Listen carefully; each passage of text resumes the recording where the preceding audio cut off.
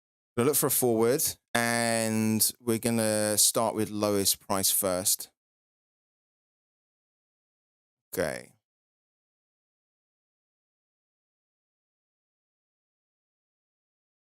Nope.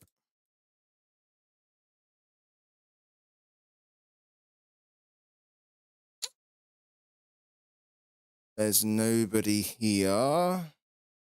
Nope. I used to have this guy, Jovan Markovic, as a. I think I say I used to. I do have his common, and he used to knock out some pretty good scores back in the day. I am slightly tempted with him, but I really don't want to kind of target a player that's playing in that type of league. So it's a no.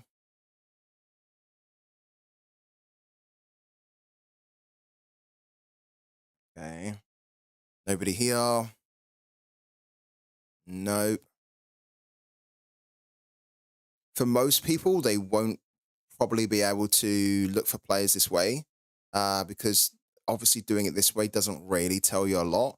But I kind of have a good knowledge about most players, so I will know that these guys are just not really worth it. No, there's nobody there.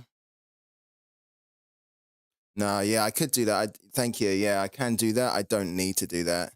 I know you can do a filter on UC. So for others that want to look for players, it's probably a really good way to do it. But I don't need to do it. Oh, look, LTFC. He's one of the top Luton collectors on Sorare. Interesting. Okay, no. Oliver McBurney could actually be interesting if Sheffield United got relegated. But, for the moment, I don't think so. There's actually, I wonder if he's still available. Okay. I quite like Everett Healy. I do like this guy. In fact, I think I had his epic a long time ago. He's recently moved from Watford um, to, I think, is it Hull? I think he's moved to Hull, right?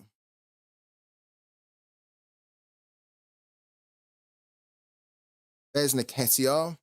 I've already got Nketiah. Johnson Clark Harris used to be brilliant. He's no longer starting.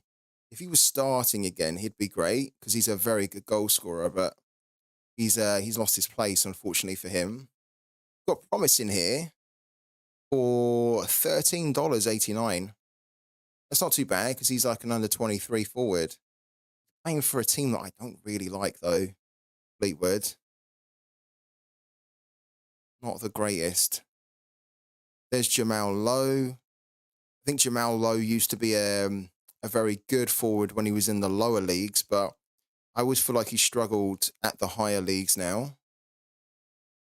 I definitely don't think he's a championship player. I think he's a League One player.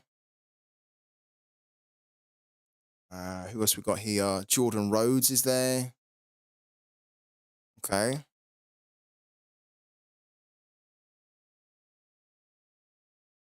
Adam Holosek, we've got him already.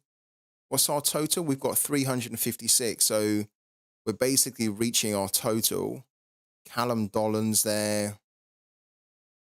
Okay.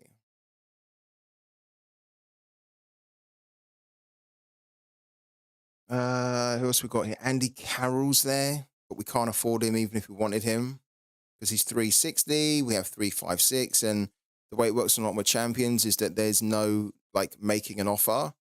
So you basically buy at the list price, which I quite like. I prefer that because it just saves you so much time.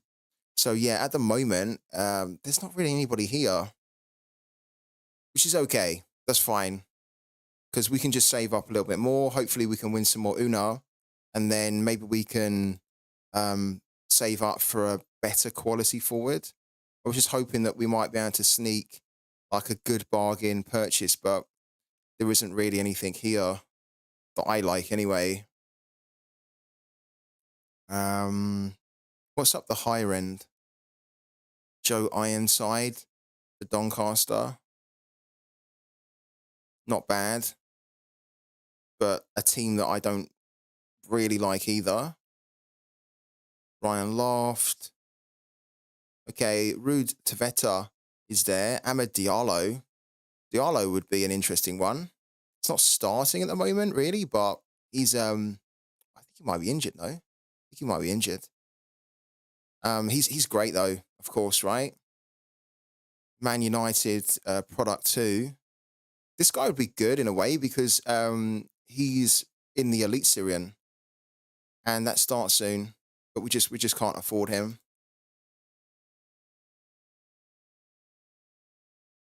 Aaron Collins, I do really like as well. You got Balogun there,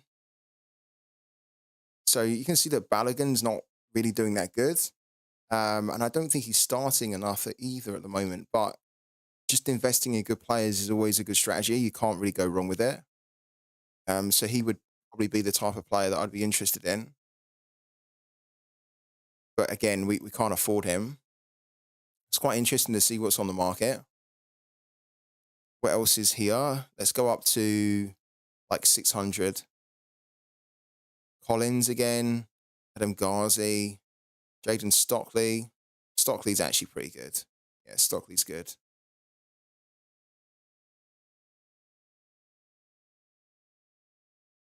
This guy has potential. Rak Sakye. Let's go to page 15, and then we'll go through our Sorare lineups. Ellis Sims is not bad. I don't think I'd be paying $30 for Ellis Sims though, at all. Oh, this guy's not bad either. Yeah, not really a big fan of the team. Strom's God Set, but he's okay. The Dementia's in there. Okay. And then on page 15, what have we got? Okay, Ellis Sims again. Callum Hudson-Odoi would be a really good one. He's doing fantastic at the moment, and he's still quite young. So that would be probably the type of player that I would target too. Callum Hudson-Odoi. Again, just if you buy good players, you can't really go wrong.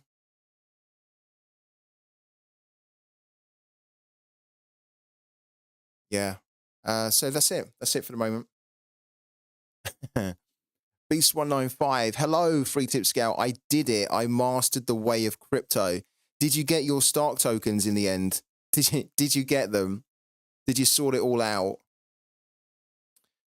Killian Bevis is a nice one for the future. I agree. Yeah, picked up form lately, and it's expected to be one of the better ones in the league in the future. I do like Killian Bevis too. It's got some good potential. I probably buy an Elite Syrian Silver Pack soon, hoping to get Gronbeck. I was looking at if we go to the store, I was looking last night because we're also doing the same where we are trying to save for this pack here. Where is it? Where's it gone? This one. We've been trying to save for this one, and this one is 3,449 of the coins, right? The MGC. We have 2,764. We'll need another 700, which we'll probably be able to get this weekend in Ultimate Champions. The funny thing is, I was looking at this pack last night, and I was actually thinking to myself, I don't know now whether I want to do it. The reason being is that it contains 2 cards. So you get 2 ultimate cards, right? 2 Elite Syrian cards from this pack. But like there's going to be a common, and then you're guaranteed to get an epic. You have a 5% chance for a mythic. The problem is that there's only really a few players from the Elite Syrian that I want. And there's the problem with the Elite Syrian is that there are a lot of players as well that aren't super strong. If we filter this if we sort this actually, or we sort it the other way, sorry, Z to A. That's probably not a great way to do it. But if we start here, so these are considered the star players, right? So you've got one, two, three, four, five, six, seven. You've got 8-star players and you've got stars and regulars. So there's a couple in here. Like the one that I'm really interested in is Patrick Berg. Like I really want Patrick Berg. Like he's so expensive. Um, and for good reason, because he's amazing. I mean, Grombeck would also be good too, right? Like I'm really just interested in Bodo Glimt players. Bodo Glimt would be good. I don't mind Rosenborg, although there's no Rosenborg actually. Lilstrom, Mold's okay. I mean, there are a few players dotted around, but I think my issue with this is that let's just pick someone randomly, right? Let's pick just someone randomly like this guy here, okay? Like, let's copy his name and then we throw it into UC Helper, okay?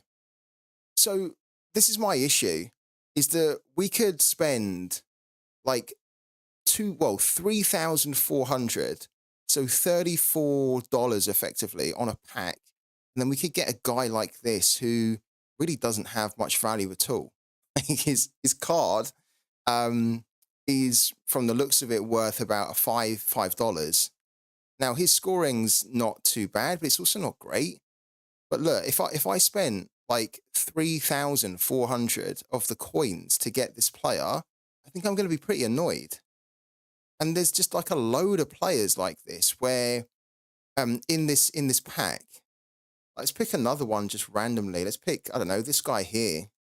This is the regular ones, right? There's a lot of regulars, of course. And there's underdogs. So kind of with this pack, the odds are slightly stacked against you because, like there's just not a huge amount of top quality players.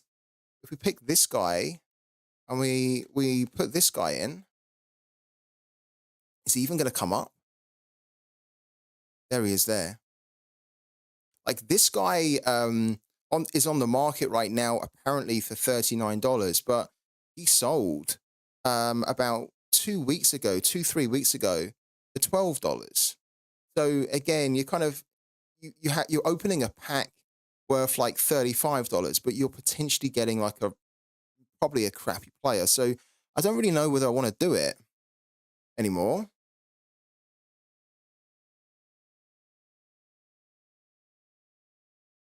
Yeah, I know. Yeah, that's another thing to keep in mind is that we could buy this pack and then they could release the new Elite Syrian. So that's another reason why I'm like, do I really want to buy this now?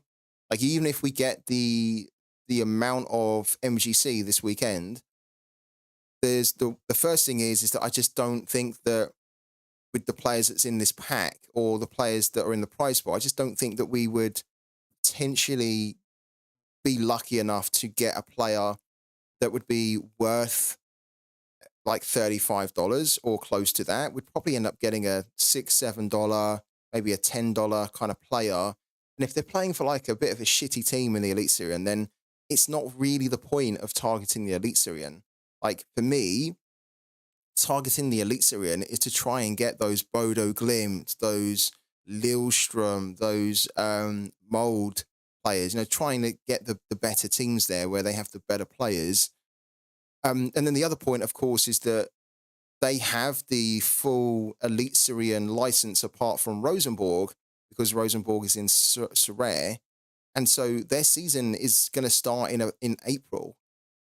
And so there's probably going to be a new release of the cards very soon. So if anything, I should just be trying to save this up and then maybe just trying to buy packs then. Yeah, exactly. Saving these packs for a new card release, exactly. So I think if I'm going to buy a pack, I might want to just see if there's like a better pack than this one. If this one here said that we would get two epics, right? One epic guaranteed, and then maybe there would be like, say, a 90% chance and then 10% chance for another epic. That might be better, but just to spend all this on one epic, and that epic might not be that good, just doesn't, in hindsight, just doesn't seem that smart to do. Exactly. Yeah, we might get the special packs. Yeah, that's what I'm thinking. We could get the special packs to celebrate the launch of the new cards, and then they might actually just have better chances for the better players, right? It might even be a case that you've got a pack then that gives you an opportunity to get an additional epic rather than because I'm not going to like this is the thing I don't like about the silver pack. Like you're spending 3,400 sure to be guaranteed of an NFT, then I don't really want a common. Do you know what I mean? Like I'd much rather have a chance for another NFT. Um, if I want the common cards, then I can just get them outside of the packs, or I can just buy a basic pack if I want the common. So I don't really feel like they should be in there. Um, you're just spending a lot for this, and yeah, I don't think we're going to do it anymore. I was looking at it last night, and I was thinking, just don't think it's the smart thing to do at the moment. There's not really any other packs in here that I am interested in. Like this one would be good, but this one's really expensive. Like this one's okay, but again, it's quite expensive. Um, you do get like a good mix of leagues in there, but I'd also really want to try and target Elite Syrian with the Elite Syrian about to start.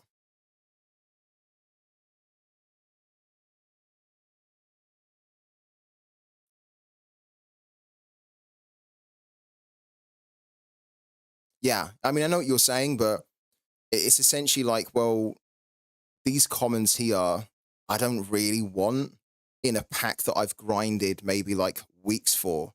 Like this is meant to be like a bit of a premium pack. If I want the commons, if I really want the commons, then I'm just going to go into the store and I'm going to buy a basic pack, aren't I? Where's the basic pack? Yeah, for like 150. And then that's going to give me two commons guaranteed in here, right? So yeah, I just don't really like that the commons are in there. I wouldn't mind a pack where we don't get any commons. I don't even know if that exists actually. Like if we bought this one, do we get commons in here?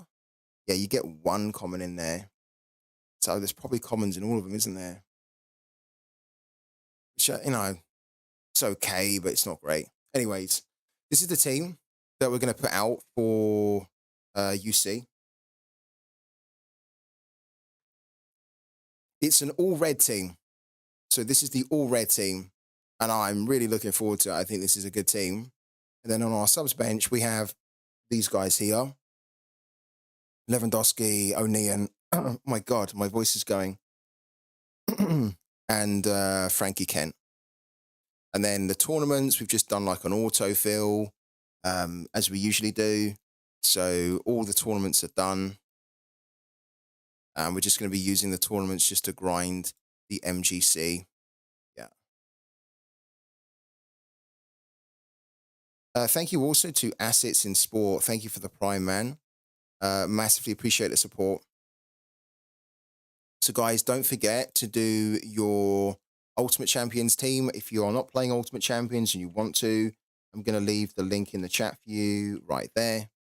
Use that link and you'll be able to get some freebies with it. But the game week starts in 1 hour. So, if you haven't already done your lineups for UC, you've got about 1 hour until it starts. So, yeah, try to do it. Otherwise, you're going to miss the deadline. All right. So, let's run through the teams really quickly. And then we can maybe try and help you guys. So, what I'm putting out this weekend, this is the rare team. Now, I've made a few changes to the rare team. We wanted to put Zampedri as the forward so we could then run quite a heavy Universitat Católica stack. But Zampedri's not fit. He's still basically nursing a little bit of an injury, but he's pretty much over it. He's just not got his match fitness yet. So he's not really expected to be involved in this game. There's a question mark about whether he'll even make the bench or not. So we had to take Zampedri out. And then I thought that the natural replacement was to put Anti-Airseg in here because Airseg has a very, very good fixture. So good, in fact, that we're going to captain him. And we're going to hope that he can go on a riot against Rudesh, who are the worst team in the Croatian League. They only have 4 points from about 20 or so games, and they have not won a game all season. They're basically the whipping boys. So we're hoping that Anti-Airsick can can really whip them, and then we can get a huge amount of points from him, which will boost us up to the threshold point. The target that we're aiming for this team is 270. I don't feel confident enough with this team to aim for 340. We technically have good fixtures from a lot of these guys here, even the Cattolica guys, but there's a few players here that I don't trust 100% for them to give us a scoring that makes me confident to pick 340. So we're going to do 270. We might end up smashing that way more, but that's fine. I just want to guarantee, hopefully guarantee that we can get the $15 just from hitting the 270. If this team does not hit the 270 mark, then this is a huge failure for the weekend, because technically on paper, they should be able to do that fairly easily. What do you guys think? Is this team hitting the threshold? I mean, we've only got 270. It's surely got to hit 270, hasn't it, guys? What do you reckon? What's the difference to Sorare? I think I'm going to have a look at it. It's very good, you see. Yeah, very good. You should check it out.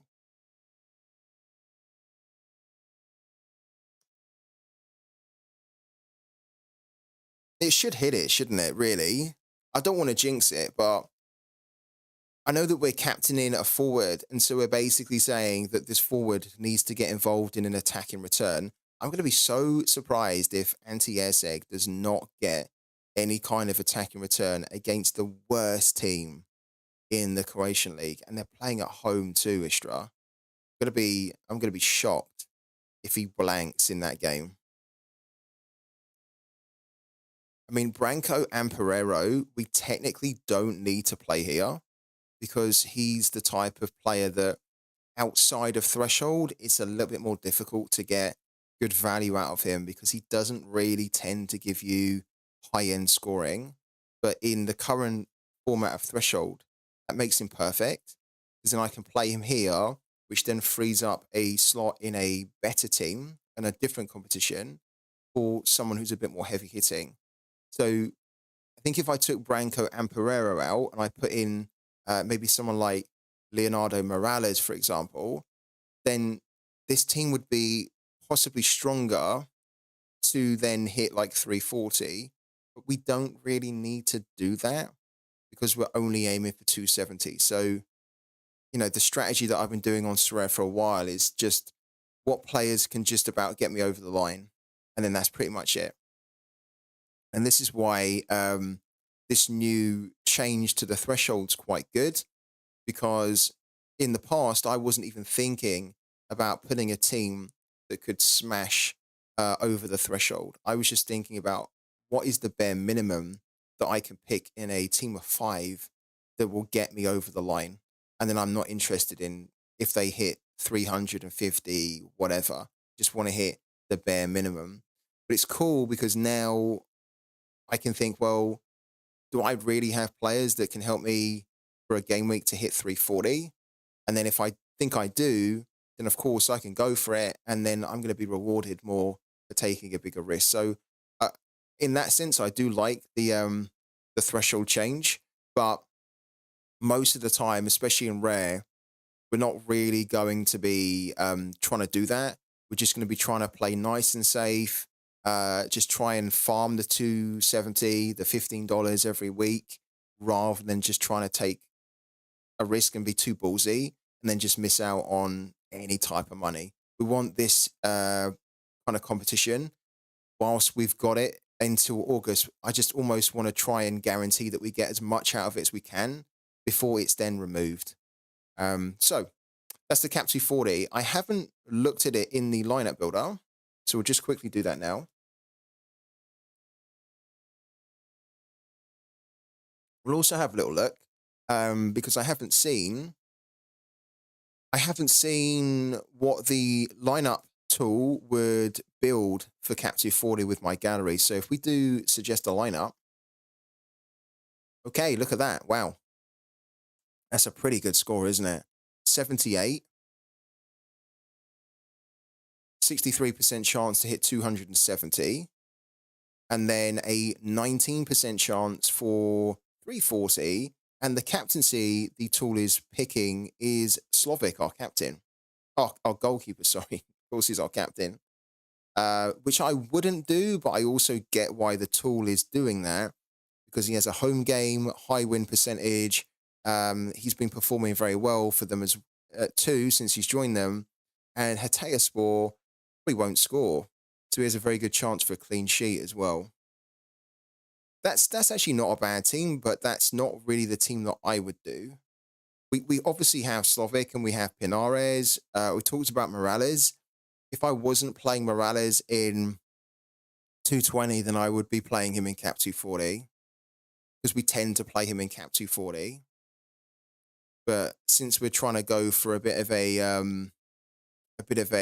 Catholic stack, then we want to almost try and play Branco and Pereiro. You could also argue that if we're going for Pinares and Pereiro, then why are we not throwing Tapia into Cap 240, right? Because we are playing Tapia, but we're not playing him in 240, we're playing him in 220. And the main reason we're playing Tapia in 220 is because his L15 is 41, which makes our Cap 220 very strong.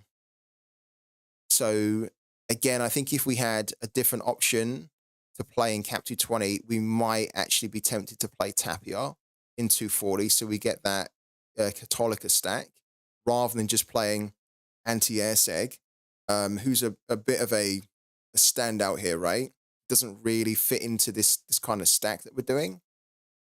And, like technically, we could take him out, we could put Tapia in, but I think if we want to have a really good chance at securing the threshold, then probably with this fixture, Anti-Airseg is going to be key, I think.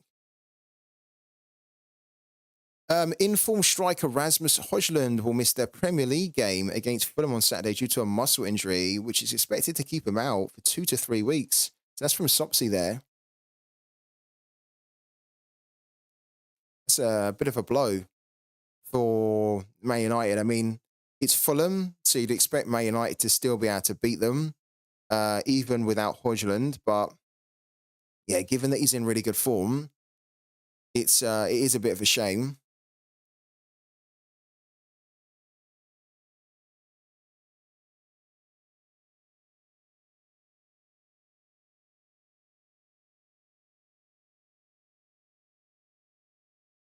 Yeah. So, like, technically, look, we have a lot of. I'm going to talk through this team in a minute, but let's just quickly amend this here.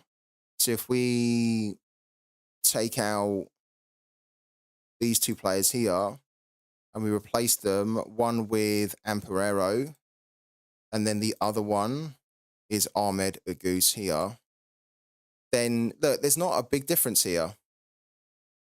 Or we need to put anti-S again as well. Yeah. So there's not a huge difference in terms of how strong that team is considered versus the other one.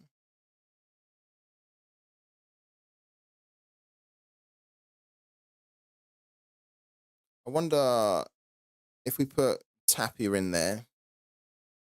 Yeah, so yeah, and then we put, say, the captaincy on a Goose or something. Yeah, it's interesting. I mean, I hope that this doesn't come back and bite us where, because we're splitting the stack up, that it kind of hurts us because it would be nice to play Tapia. And technically, we were looking to play Zampedri. So then that would have been a full stack team. Well, not a full stack team, but you know what I mean, like a stack team.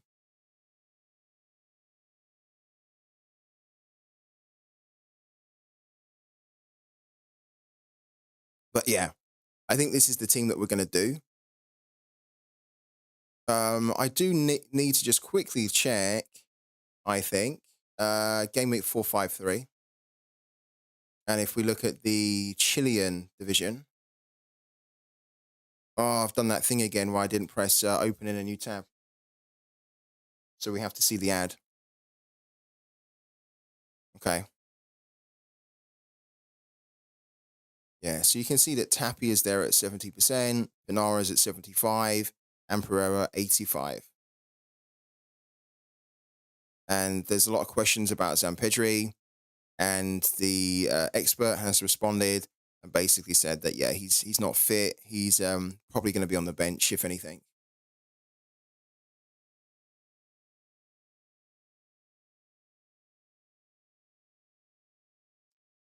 So that's our captive 40 team. Our captive 20 team is this one.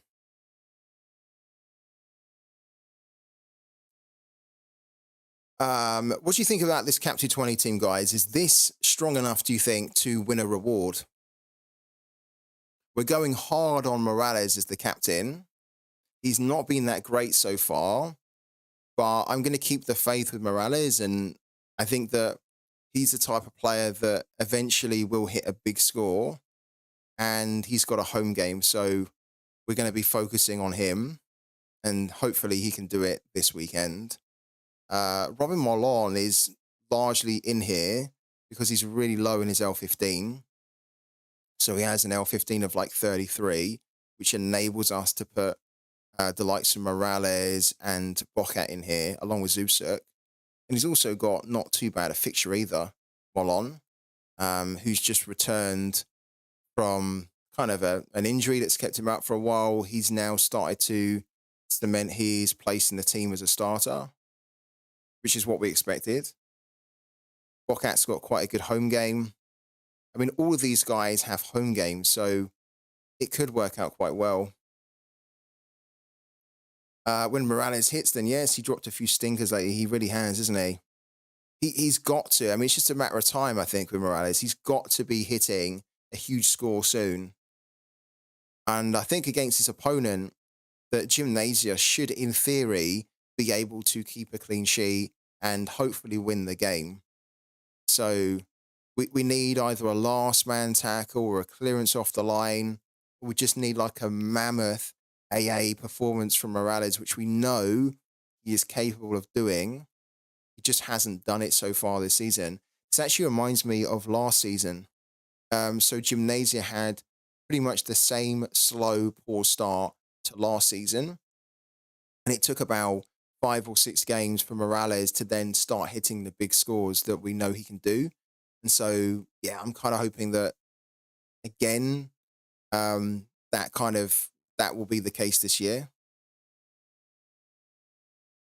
Yeah, you've just said what I just said. Yeah, Twitch Gaming. Yeah. Like 5, 6 games in a row and his price shot up. Yeah. I mean, I think it's just a matter of time. So he's not performing well enough for us to pick him, but we are going to pick him because it's Morales and we know what he can do. I really like this team. I think this team is actually very strong. For Cap 220, we've also got 4 points left over, but we can't really use them. We can't really use them.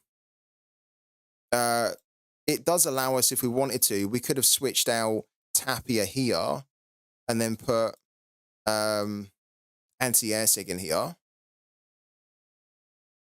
And anti-airseg, to be honest with you, no, anti-airseg would have then made this Captive 20 team very strong.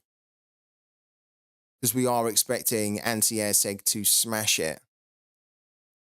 But if I put anti-airseg in here, then I think that I will not captain him. And I think that I do want to captain him. But I also want to captain Morales because I think Morales is just, you know, the big score is just around the corner for him. I think that's another reason why I'm not playing anti-airsig in here. Because if I play him in 240, then I can have him as the captain. Because there isn't really anybody else in that team that I want to captain other than anti-airsig. There's not really like another standout. I could technically captain Ogoose, who's fine, but you never really know when he's going to hit like a mad score. I don't know whether this is the type of fixture where he could do it.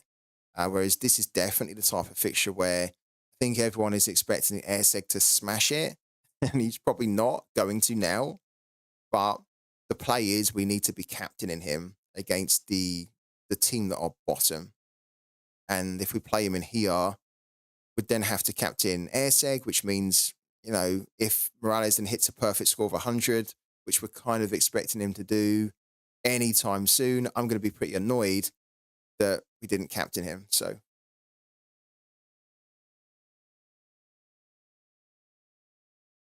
I mean, the advantage with doing this team is that it then allows us, doesn't it, to almost play like a full stack where we could then have like Tapia in here, but it's the captaincy dilemma for me. The fact that I want to captain him, but I also want to captain Morales. So I don't have to have that dilemma if I just split the two players up, right? But if I have them in the same team, I have to make that choice, which technically isn't hard on paper, because at the moment, Essay's got the great fixture. He should smash it, and then Morales has been doing really bad. But I've just got a feeling that Morales could do a lot better than what he has been doing. So I want to take the gamble on that feeling, because if it pays off, then we're going to be laughing. And that's the other thing that is probably quite useful for you guys to think about, is that there'll be a lot of managers that will not be playing Morales full stop because of this last 5 score, right? So he's not scoring as good as what they maybe thought when they bought him, or what he has done in the past. So those managers that own him are probably thinking, I'm not going to play him because he's playing shocking at the moment. They might have sold him. And then if they do play him, they're probably thinking, I'm not going to captain him because he doesn't really have the form at the moment for him to be captained, right? This is the thing, this type of player, is that you're not going to know when he's going to hit a score of 100. You just have to almost keep the faith and then just hope that he then hits that score of 100. Because then if he does, you've captained him and you're going to be laughing. So this is almost why I want to play Morales and I want to captain him too, because he could be actually a huge differential scorer for us. Even though a lot of people own him, a lot of people are just not really going to be thinking about Morales this week. And that's great for us if we are going to back him and everybody else doesn't back him. So that's why we're doing it.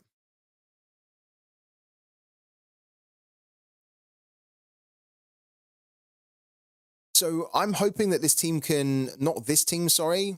Let's go back. I'm hoping that this team can deliver us a card reward. I think I would be really disappointed if this team does not hit 300 points. I've got to be honest with you. I feel like we've got the fixtures to do it. We've got a nice mix of players in here. We've got some heavy hitting players like Zubsurk, who can hit like scores of 70, 80 as a goalkeeper. Bokat can hit scores of 100. Morales can hit scores of 100. Tapia can hit scores of 80. Molon's probably the weak link in there, because Molon doesn't really tend to hit scores of more than 70. And we would be relying on him getting a decisive. But if everybody else done really good here, and if Molon, say, only got like 40, 50, then it should technically still be enough for us to get some kind of a hard reward in here, even if it was just a tier 5. So yeah, I'm hoping we get we get a reward here. You do have to take risks, don't you? Yeah. If you just follow the same thing that everyone else is doing, then you're not going to come out on top. That's the other thing as well. Yeah.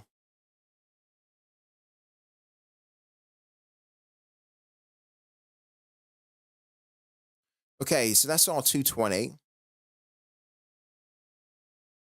Thank you for the follow as well. Hold my Bemble. Thank you for the follow. Welcome into the channel. I've made a change as well since yesterday. So we had a team in All-Star Rare that team has been moved to All-Star Rare Plus now. And then the team that was in All-Star Rare Plus has moved to All-Star Rare. I was thinking about it yesterday and it didn't make sense. The team that we had in All-Star Rare Plus should have really been the team in this one. because the All-Star Rare is like our almost like our second, third priority team. So this is the team that we're going to play in All-Star Rare this weekend. We are going to be using our new goalkeeper of Eloy Room, who we bought for £45, which is just still ridiculous, to be honest with you. Very good. We're hoping that he can do well in this game. I don't know whether he's actually, I don't think he will keep a clean sheet, but maybe he can just have like an AA masterclass and then hit some really good score. We're going to pair him up with Carlin's Arcus, who's in really good form at the moment. And it's probably the type of game where he will be able to exert his influence a bit more. So hopefully he can continue this really good form. He's just coming off the back of a perfect score of 100 in the last game. So another one of those would be amazing. We're also going to throw in Cosio. A big fan of this guy. He's been having a little bit of poor scoring just because his team's been suffering. His team's been getting hammered a little bit. I think this is a game that's not easy for them, by the way. Sporting Cristal are pretty good, but they have a home game. And this is the type of game where if they are very good defensively, they might be able to come out of it with a clean sheet. But I am expecting Carlos Manucci to have to defend a lot. And that will probably suit Cosio because he loves getting stuck into defending. So he could produce like an AA masterclass in this fixture, which is the reason why we're picking him. Jamiro Montero has a difficult game, but we're captaining him, which seems a little bit weird, right? One of the reasons why we're captaining him is because since he's joined Gaziantep, his AA has been brilliant. He's been posting scores of an AA of 20 or more, and he's got one decisive in 2 games as well. He is that type of all-round player that can hit a score of 70, 80 without a decisive, but you can also do it with one. And if they're going to get anything out of this game, they're going to probably rely on Monteiro to be the key man for them and to be trying to influence the game. So we're going to give it to him. He's also got a huge amount of bonus on him. We have in total 11.5%. So if he does have a really good game, we're not only going to get an additional 11.5%, but we're then going to boost that big score by an additional 20% with the captaincy bonus. So this is why we're going to give him the captaincy. He has the potential to do good, even if he has quite a difficult game. And then we're going to throw Carlos Garces up front too. He's in really good form at the moment. He's just, he's just brilliant. Just so good, this guy. We talked about him last week and the week before because his value dropped down to like £7. And I was saying to everyone, I just don't get it. I just don't get it. And I just don't like it either. That for no reason, this player has just dropped like massively from like £20, £25 to £7. Fantastic if you were able to pick him up. But this is a player that realistically should not be dropping to that low, given that he's a very good goal scorer, playing for a pretty decent team as well. So I'm not sure whether he's going to be able to continue his good form, but we don't really have other options that we could look at. I mean, we do, but I just don't think that we have better options. We did have Biaki that we were looking at, but I don't think Biaki is going to score that good. And so I don't want to put him in this team, which is more of a priority for us to do well.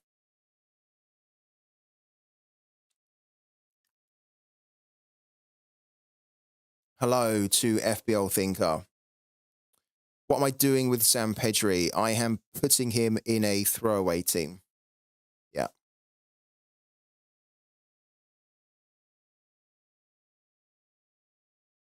Thoughts from the chat on the All-Star Rare team? I mean, what's the team at the moment? I've shown you guys 3 teams so far. So the Cap 240, the Cap 220, which I'll bring up now, and the All-Star team. These are like our top 3 priorities in rare. There we go. So this is the Cap 240 again. This is the Cap 220. And this is the All-Star Rare. Which team at the moment is the one that you like the most, guys? The one that you think is going to do the best? Is it going to be 220 or sorry, 240, 220 or All-Star Rare? Because I don't know at the moment. I'd like to think that actually it will be the 220 that will do the best here. And then maybe the Cap 240.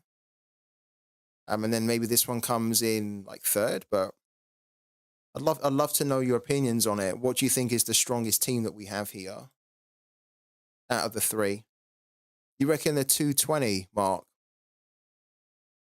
Yeah, I think I agree. Just largely because I'm almost expecting Morales to hit like a monster score, right? I just love that we are able to put this team together under the cap of 220. I really do. What does everyone else think in the chat?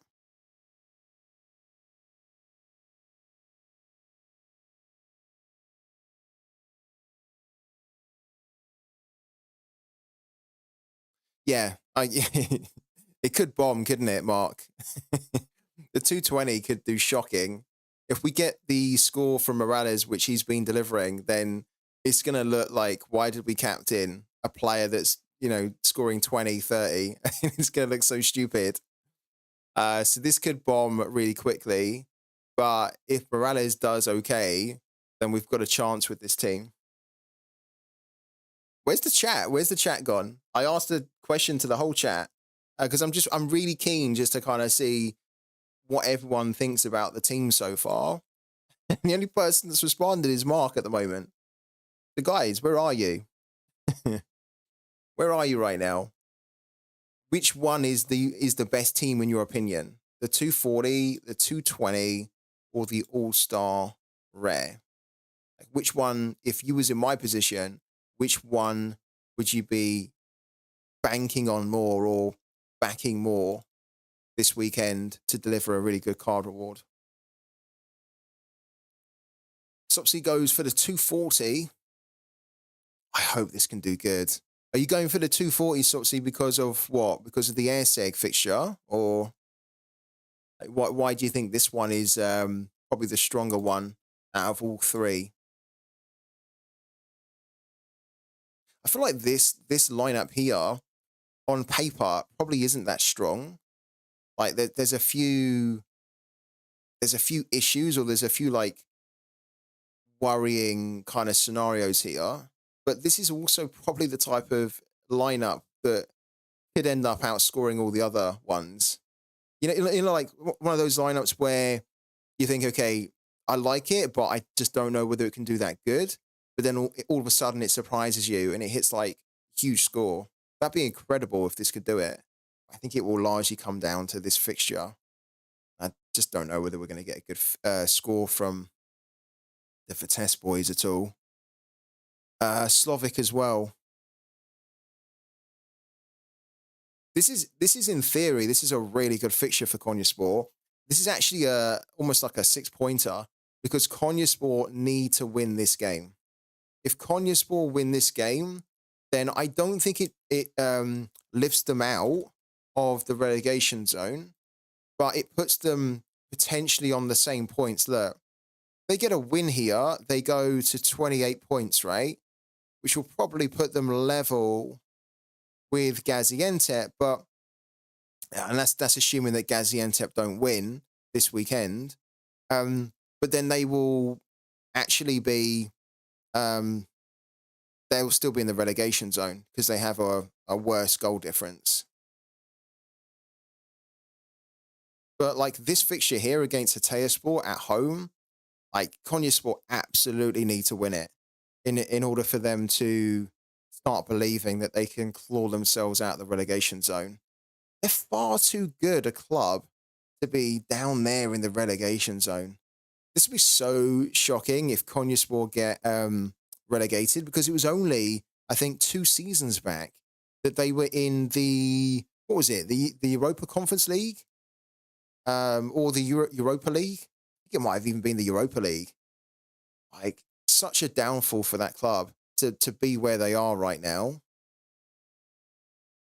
But the positive for them is that they're really not too far away. It's actually quite a close battle. You could even see the likes of Alanyaspor, Fatih, even Hatayspor. Look, if Konyaspor beat Hatayspor this weekend, and if the others kind of do relatively okay, the relegation battle is going to be very close in this league, because then they'll all be very, like, almost a point between each other. I'm going to take a quick top up of my drink, and then when I come back, we'll go through the rest of the lineups, guys.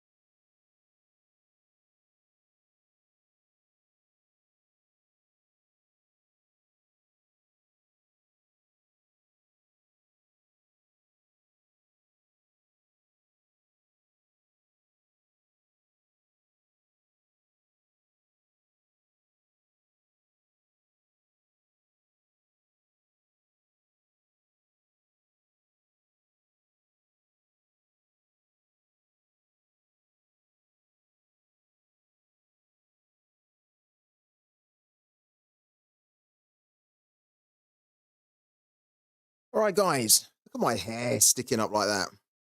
Weird. All right. Cool. Hello to one Sorare guy. How you doing, man? All right, let's keep going. So I've gone through the Cap 240, the Cap 220 rare, and the All-Star rare team. Uh, we've also got another team to put out in All-Star rare plus this time. I don't think that this team's going to do that great, which is why we're going to put it into All-Star rare plus. You could maybe argue actually. In fact, you know what? That's probably a very good argument. I maybe need to be taking this out of All-Star Rare Plus and putting it into Cap 270. Because at the moment, I have a throwaway team in Cap 270. This is the throwaway team. But I think I need to switch that.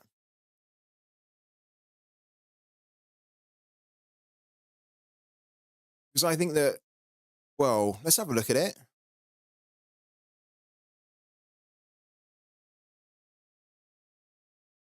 Yeah, I mean, we need to switch that, don't we? Like, we shouldn't be playing this team in All-Star Rare Plus. We should be playing this in Cap 270. But I feel like this is just a waste because the thing with All-Star Rare Plus is that we don't have a super rare.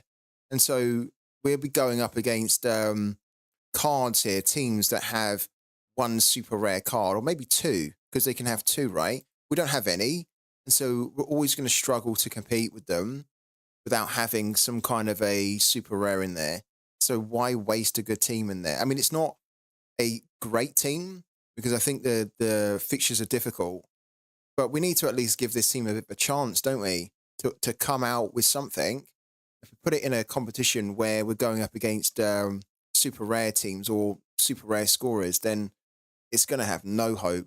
So I think actually, in hindsight, we need to make the change here. What's the news here?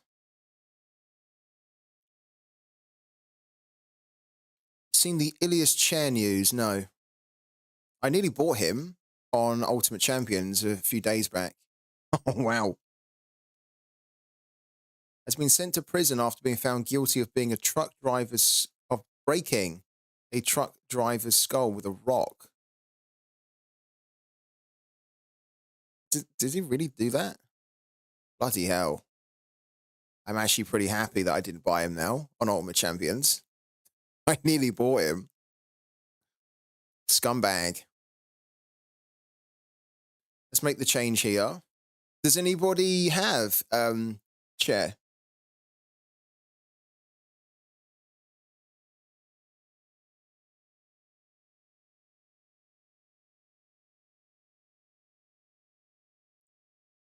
All-Star Rare Plus here. Then we go into Cap 270 Rare. Do we do Cap 270 Rare? We could technically do Challenger. Right. This is something I didn't really consider before.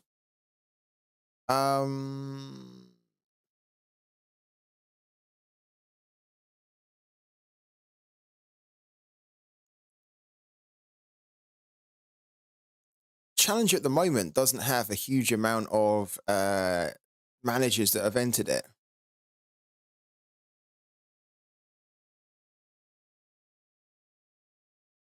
Cap 270 is a little bit crowded.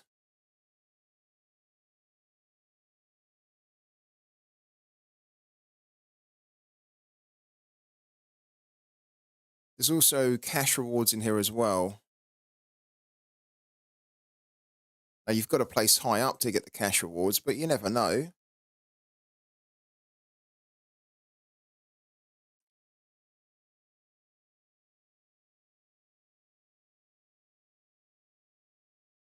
Received an offer. Thank you to Closet Hen for the Carl Smith. I don't know who that is here, but thank you for sending the card. We'll give that card away. Do let us know. Do holler in the chat if you're here.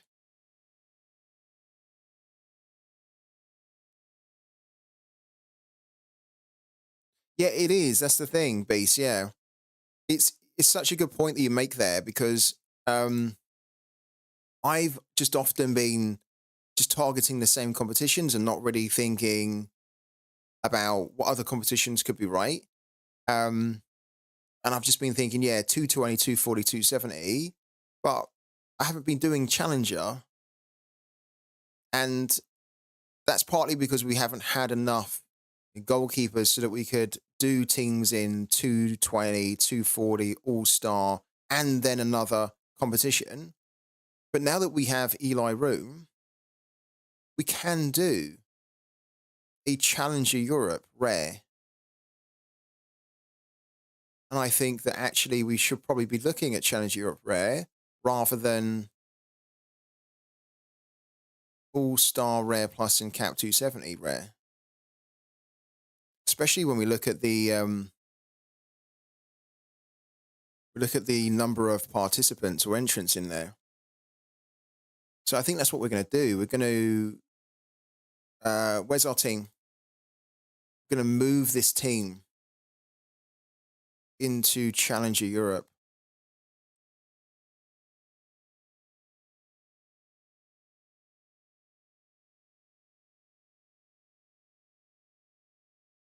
It's a Kofi.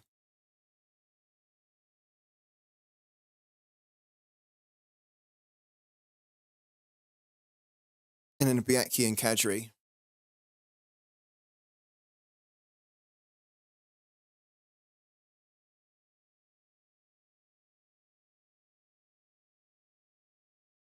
Okay, do that.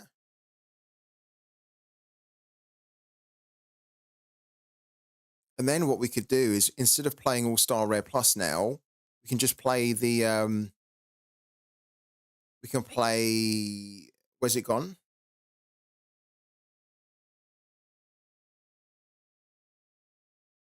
Yeah, we've taken it out of All Star Rare Plus and we put it into Challenge Europe. And then yeah, technically our Cap 270 is the throwaway team still, isn't it? Yeah.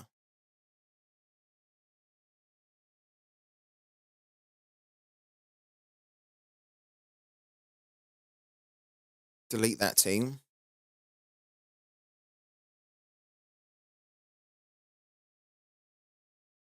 Okay.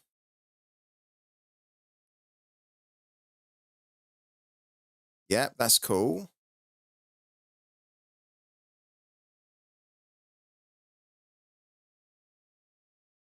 So this is now our Challenger Europe team. Don't think it's going to do that good. We have Kofi at home against Genk, which is really horrible for him. This is a really difficult game for Rijeka, and they're playing away.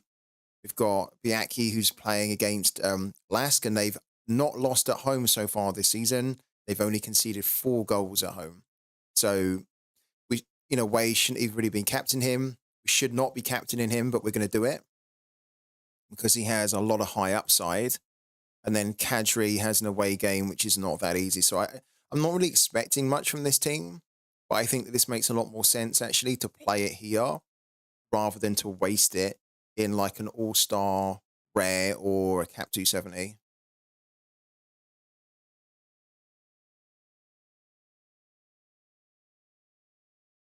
And then this team is our throwaway team.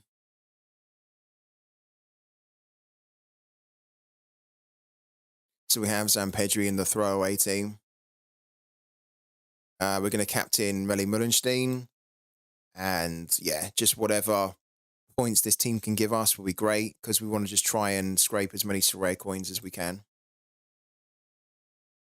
This is your under 23 team for the weekend, guys. This is the community under 23 team.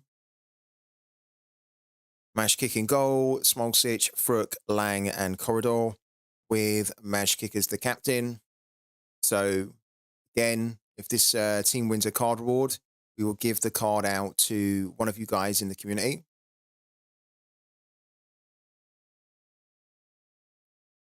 And then I have a throwaway Challenger Europe, which we really don't need to talk about. It's just pure throwaway.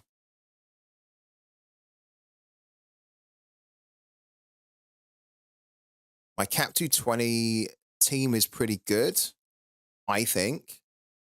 We've got, look here, we do have Morales and Airseg, but we're going to captain Airseg this time here in the 220. You might remember in our 220 rare when we were looking at playing these two, we wanted to captain Morales, but here we're going to do Airseg. Then we have Molon still, and then Mateo Maric with Edison. I think this team's actually very strong. So the 220, I'm hoping we can win something from it. 240 is this team here. So we're running with 2 stacks here, Alanyaspor and Wolfsberger. And then the 270 is a throwaway team. Just trying to scrape as many Sorare coins as we can. And then All-Star. I'm going to be using my new collection of Tigres here.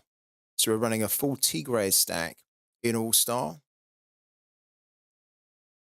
I really wanted to play Ibanez, but I'm just not sure he's going to start.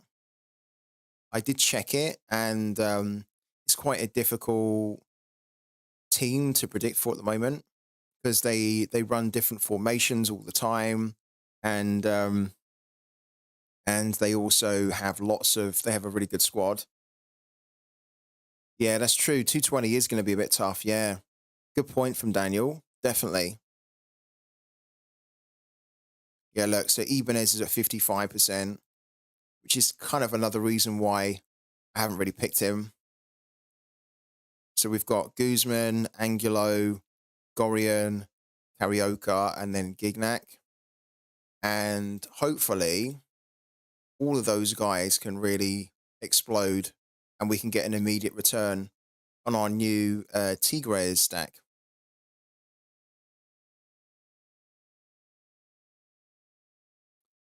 We are doing the Jersey Lovers as well, but it's mainly just leftovers going in there. This is a perfect example of a leftover team. And then the same for Rare. Just the leftovers that we can't place anywhere else, really. So those are the teams for the weekend. Don't forget to do your academy teams as well, guys, okay? We've also got a kickoff, but there's not really any point talking about this one here. You can see why.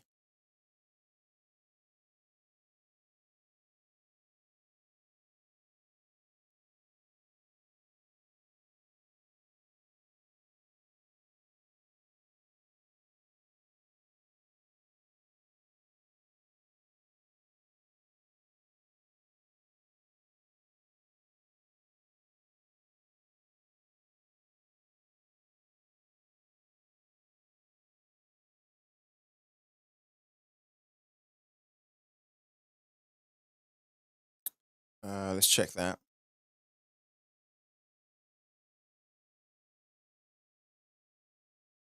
What are your best teams for the weekend, guys? Like, what's your strongest lineup that you're able to put out? Let me know in the chat, and I'll tell you whether it's any good or not.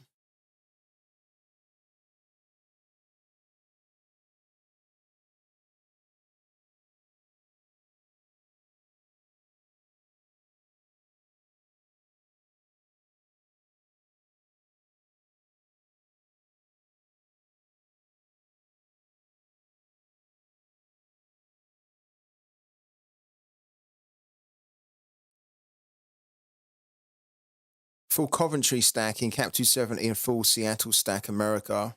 Who do Coventry have?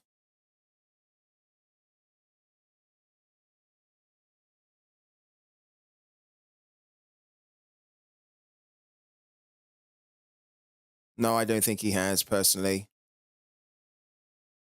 I think the spots for Brighton, I think, are all up for grabs, if I'm honest with you, because they just have such a good squad. So I think he'll win it back.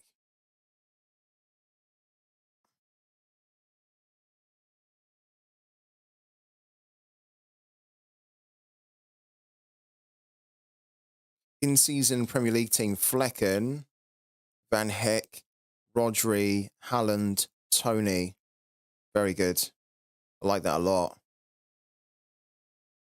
Who are you captaining in that team, football betting? Only gone for Cap 240 this week. Stephen Fry, Griffin Dorsey. I'm not a fan of Griffin Dorsey, man. I like Stephen Fry, though. Rusnak, Morris, and Ganacho. Or Camacho, sorry. That's great, apart from Griffin Dorsey. I really don't like him at all. Don't think he's that good. Ganoch, Pavlovic, Desart, Tadic, Akumu. Wow. Look at Beast going for it. Beast with the beastly team in All-Star. Not running Brunetta in your stack. No. The reason I'm not running him in my stack is because he's not part of the collection. Because he joined recently. So look, Brunetta is not part of this collection. So we could run him as part of the stack if we wanted to. But I just want to run a pure 23, 24 Tigres collection. Also, Brunetta is expensive as well. I don't want to be paying that much for limited cards. It's really not worth it. Like, he's like £30. I mean, that technically is not expensive, but that is far too much that I want to spend on a scarcity, which I have no real interest in anymore. Even though I have just bought a collection, I wouldn't go and spend this much on a limited player anymore. Maybe like a year, 2 years ago, I would have, but been burnt too much from limited to do it. I know you probably answered this already, but how much did the Tigres stack cost? I don't really know. I didn't really tot it up, if I'm honest with you, because I was just like buying. It didn't cost a lot though. I think that the most expensive player was Guzman. Guzman cost me. Let's have a quick look. I done it really late last night, so I just didn't really have the time or the patience to tot it up. Go here. Guzman cost me about £12 though, I think. Yeah, look, £13. We could probably tot it up here roughly, couldn't we? Like 13. Let's call that 6 there. So that's 19, 20, 21, 23.50, 24.60, 27, £27, £30.50, £32, £33, 34, 35, 36, 37, 38, let's say, 39, 42, 45, 47, 49, 51, and then I have 2 extra players as well.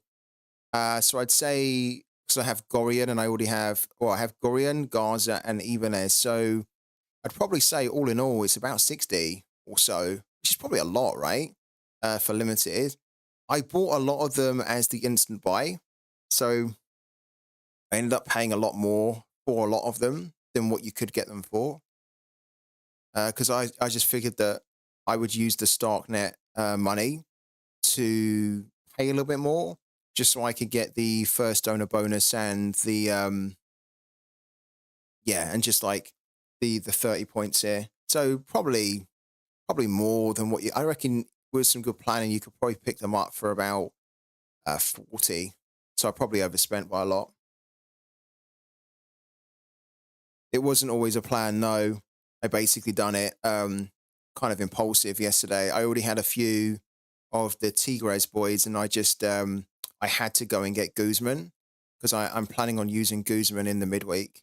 So because I bought Guzman anyway, I then had like 4, 5. I think I had like 5 then Tigres players, and I just figured, you know what, we might as well commit to doing a stack now. So that's what we done. But it wasn't really part of the plan. And I think if we had not got the Starknet tokens, then I definitely wouldn't have done that.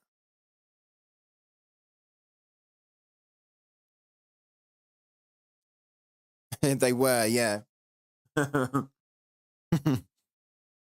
Yeah. They were choreographed very well, weren't they? I quite like this pose from the players as well, especially look, Guzman. Guzman just looks like the type of person you wouldn't want to meet down a dark alley.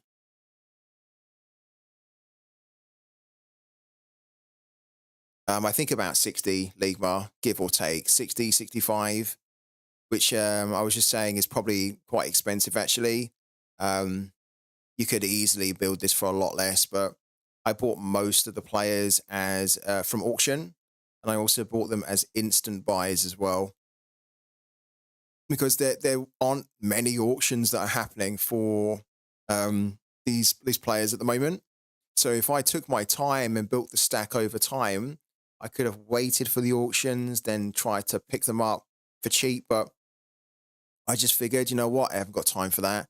I just want to actually get the stack built in like one go, and then it's done. And then they're all then going to be hitting the 5% bonus at the same time.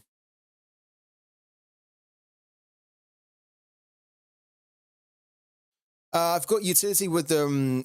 So 20, the current season utility until I think it is May, because they recently said that the new Liga MX cards will probably come out in May for the start of the Apu Chera season. So we've got about 3 months to use them with the current season bonus. And then what will happen is that in 3 months' time, so if we just go back here, what will happen is that in 3 months' time, right, they will lose their season bonus, but in 3 months' time, they will then get the 5% bonus, right? Because then they'll be all 750. So we lose 5%, but then we gain 5%. So we don't technically lose anything, really. Yeah. It's kind of another reason why I decided to do it now. Because by the time we lose that bonus, we're kind of then gaining 5. So they're still going to be quite strong.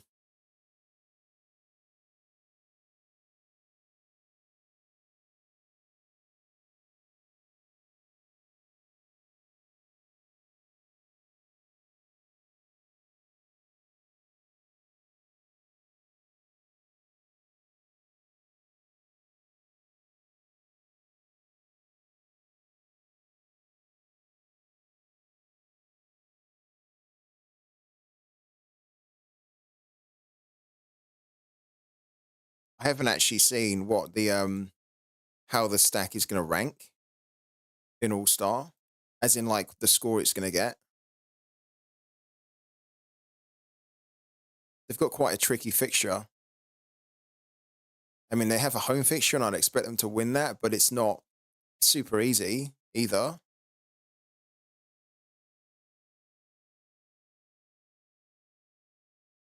Yeah, Gorian down here, not bad. Gorian's a little bit of the weak link here. He's not been performing that well, so yeah, I don't know whether we're gonna get like a massive score from Gorian. I hope we can, but I'm not expecting it. Like ideally, what I would like to do is I would like to play Gignac and then Ibanez here. But the problem with Ibanez is that he just doesn't start enough. But if that was the projection that like Gignac and Ibanez were definitely going to start, then I would put Ibanez in here. Here he is here. And then I think that that team would be really strong. But I think he's probably going to start on the bench, so we're not going to do it. Yeah, they are good for some goals against, definitely.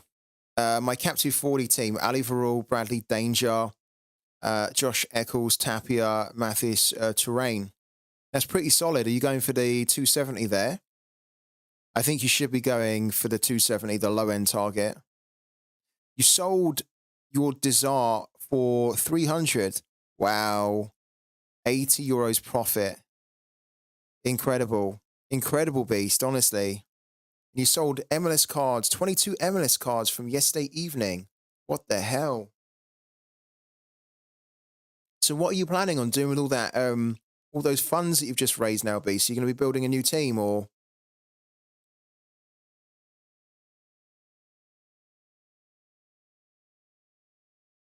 this includes the bonuses as well? Yeah. You can see here, look, it's including the bonuses of 9.5%, 9%, 29%.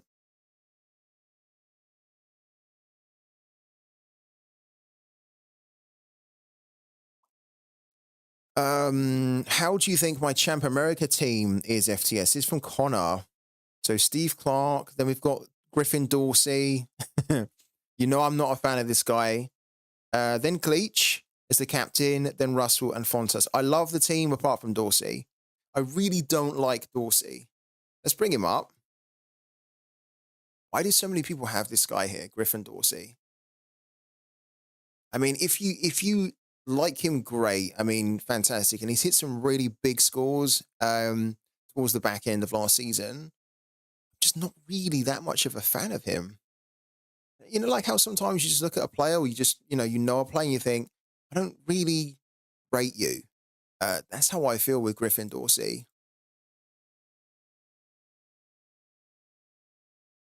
I mean, I hope he can continue this level of scoring for you. And he's a good pair up with Steve Clark, right? The player that I would pick instead of Griffin Dorsey at Houston would be Sviatchenko. But I'd be picking this guy instead. Because to be honest with you, he's really the only defender that I rate in the Houston backline, Sviatchenko. And I think that there's a lot more to come from him this season. I think it took him a little bit of a while to kind of really adapt to the MLS, but I think he can start hitting some really big scores this season. But yeah, Griffin Dorsey, I hear and see him a lot in a load of teams, and I'm just not a big fan of him. But it's so interesting that, you guys, like him and you've got him. I hope he can do well for you. Are you more interested in MLS rather than the J1 FTS? Yeah, I'm not really interested in Asian football in general. And whenever I've tried to collect Asian players and build Asian teams in Sorare, it's just ended in disaster because there's just a constant rotation. Like it's a DNP roulette when you play Asia, and it's just not worth it. Like the prize pool's not even worth it for the DNP risk that you're taking on. So yeah, I do prefer MLS rather than the J1 League. Thoughts on this Cap 270? Lucas Zidane, Tajero, Rob Shoes as the captain, Hiragata, Kevin O'Toole. It's pretty good, actually. I like that you've got Rob Shoes as the captain with the home game against Kortrijk as well. Everyone's expecting him to smash it this weekend.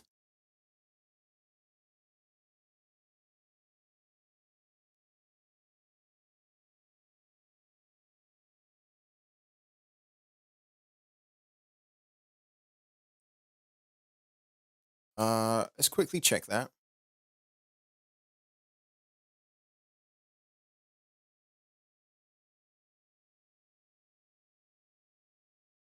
There we go. Oh, I keep doing that. I keep forgetting to press the open in a new tab, so we have to watch the advert now. Cool. I won't forget this time, though.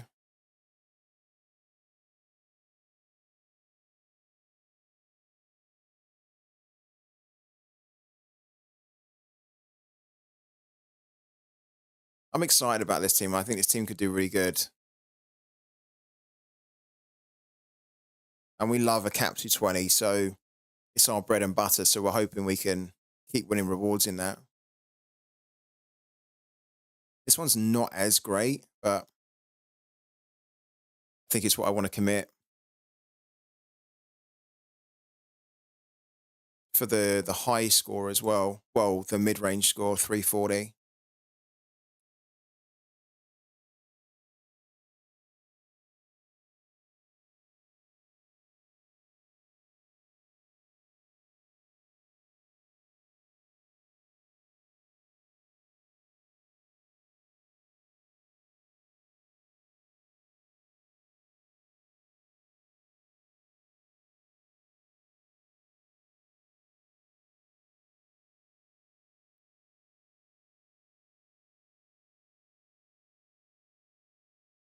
Yeah, okay.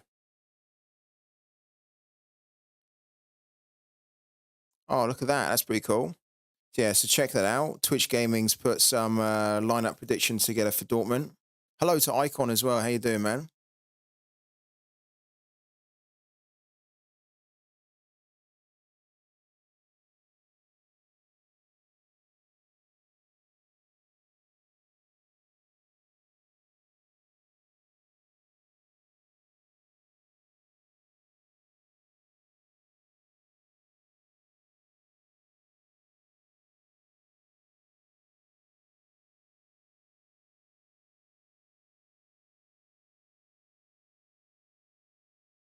Oh,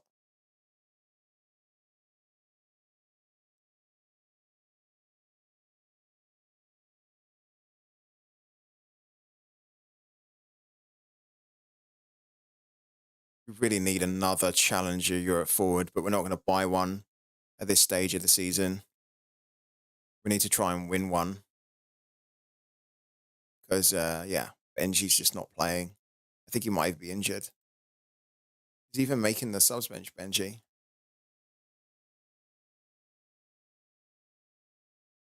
No.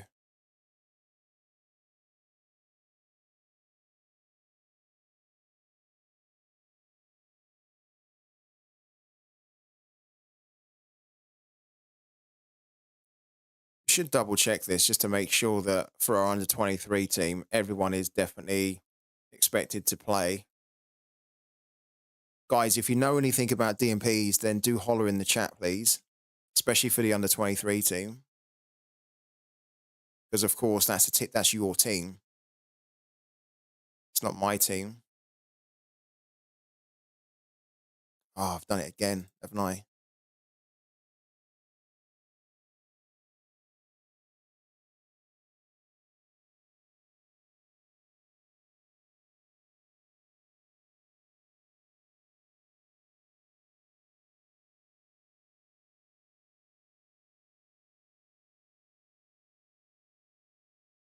Okay, good. Then Lang and Corridor we need to check, actually, just quickly. I think Lang, there's no problem with Lang, from what I understand. Yeah, good old Lang. And then Corridor, every now and then, Corridor does get benched, but I don't think he's expected to be.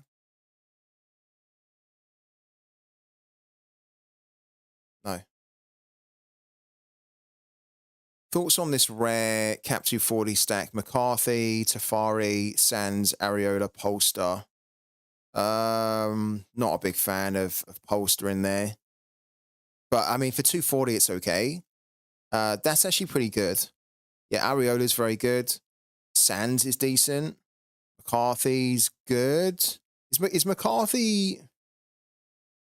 McCarthy expected to start? He is, right?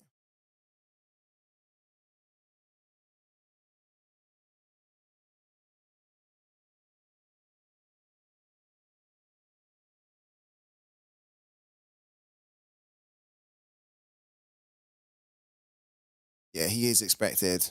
Okay, interesting. I mean, he's quite good, McCarthy. What do you expect from Paint Still at the MLS? I think he'll do very well. Yeah, I think he'll do good. He should do because he's a quality player, and I think that he won't find the transition to the MLS that difficult. So he should score well. I think the fact that he can provide a lot of attacking returns as well is perfect for him because the MLS is that type of league, right? So depending on how they use him, then he should do very well. Do you have him, Mark? Do you have him, or are you kind of looking at getting him? Is that why you're asking? Yeah, that is the downside. Good luck for McCarthy keeping a clean sheet because he's just not going to. Not against Messi and Suarez.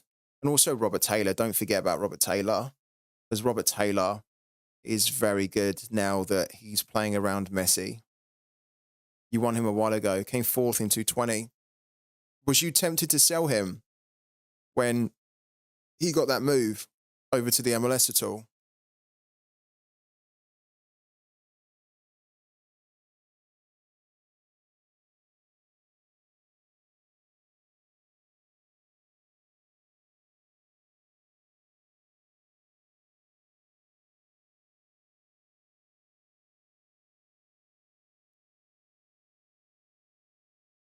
Why do you think that Inter Miami won't do good this season?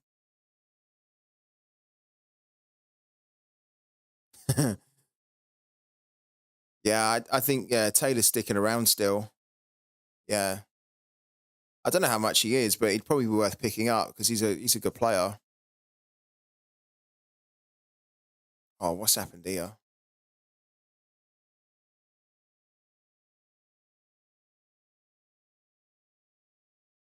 Oh my God, what's going on?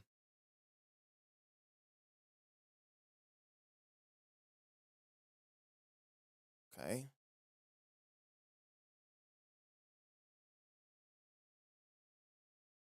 you think Messi will be underwhelming? Do you?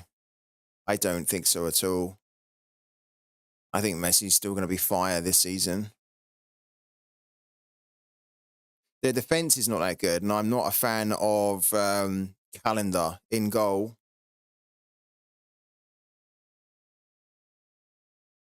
But I do believe that they'll be able to outscore a lot of teams. So I think their attack will bail their defense out in a lot of situations. Um, okay,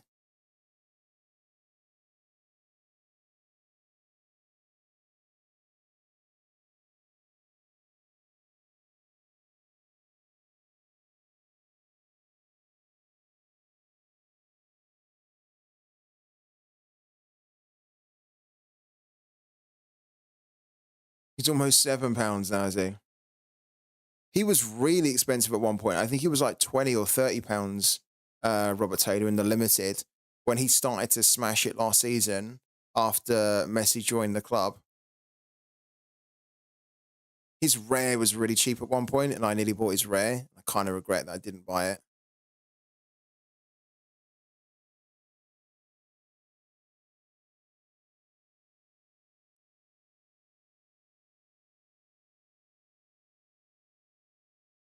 Where's he gone?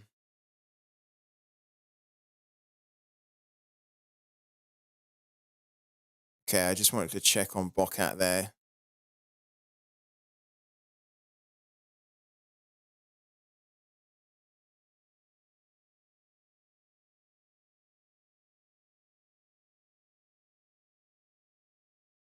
All right, let's do some free tip scout fun coupons for a little bit.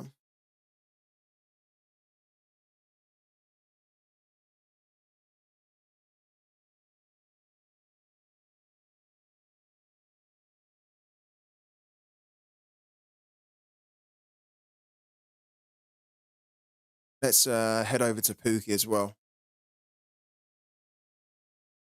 So if you're not playing this game, remember you can play it today for free. You can also use the link in the chat. And that link, when you sign up using that link, will give you some freebies to start playing the game and benefiting from the off.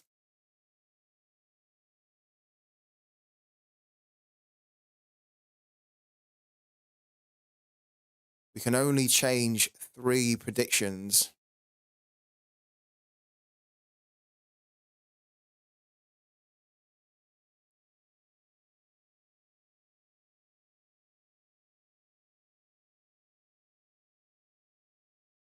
Don't forget, guys, that this is the league that you need to predict in if you want to win a rare sticker this week from me.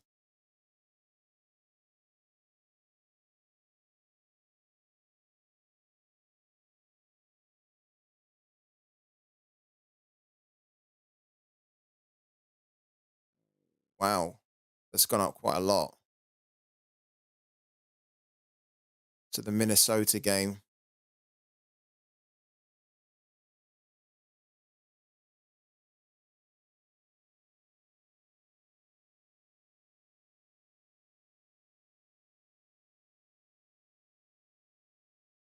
Okay,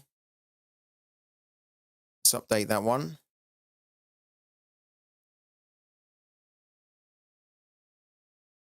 And then the German league, that's gone up by 2. It's gone down. It's gone up by 2. It's gone down. It's gone up by 3. stayed the same. That's gone up by 4.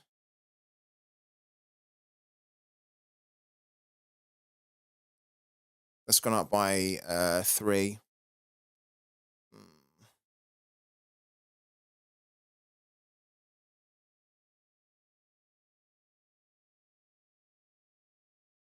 I think there was another game, wasn't there, for the MLS that went up by quite a bit.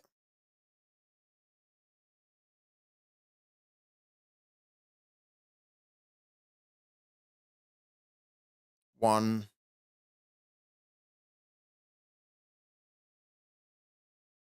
Yeah, this one. This one went up by 5. That's the Charlotte game.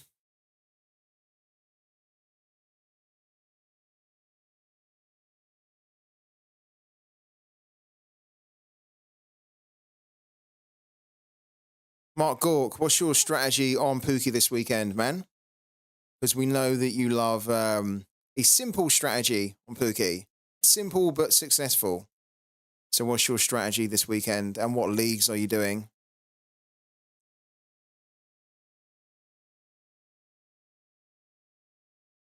Same as always, love it. If it's not broken, don't fix it, right? And it's not broken. Well, it is broken, but it's not broken for us. So, all right, let's update this one. And I think what we'll do is we'll then also update this one for an additional 4 points. Yeah. Done. And then we have 10 energy left over, which we can pay forward into the next game week. So we will pay that into probably the German league.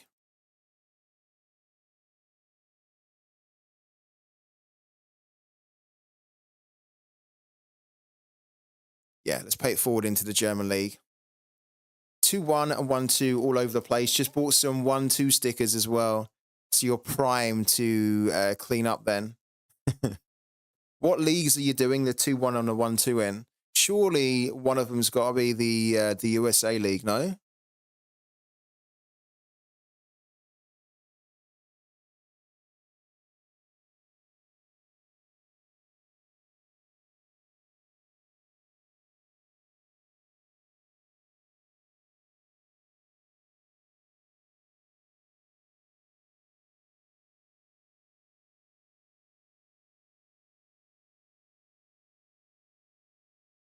Okay, we're out of energy. We have to wait until the new energy comes up.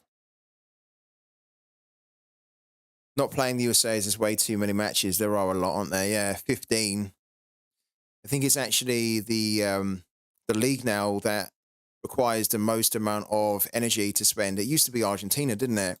With 14, but it's now 15 with the USA League. It's quite hefty.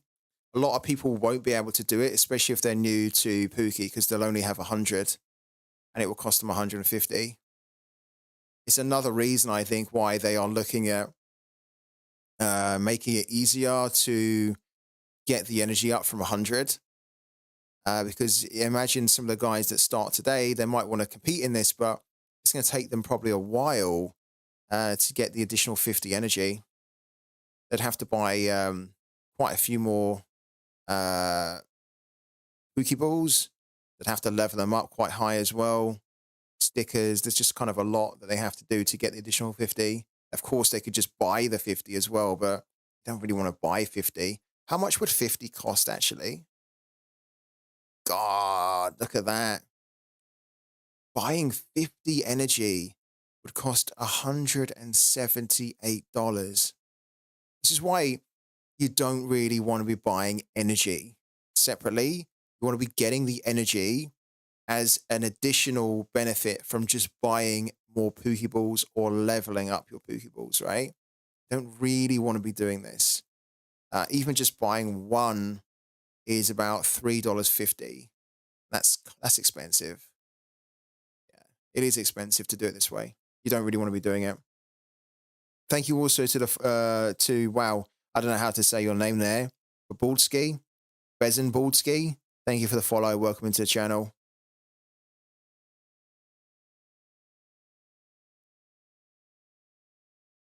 Yeah, I understand, man. I think it's a good way to approach it too, Mark. Yeah, definitely. When the European games are done, it's probably then going to be a league that you can focus on more as well, isn't it? If you want to.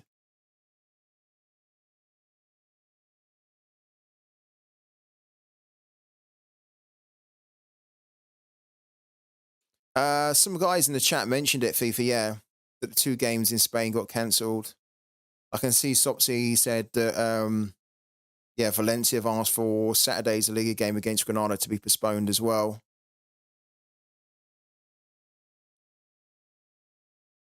Hello to Nico as well. I'm good, man. How are you? How are you feeling about the weekend on Sorare? Have you got your lineups all sorted yet? Don't forget, you've got about 45 minutes to do it. So just make sure that you do your last minute checks and whatnot. Have you seen the winner of the Europa League on Pooky? No, I haven't. Is that you? Try hard.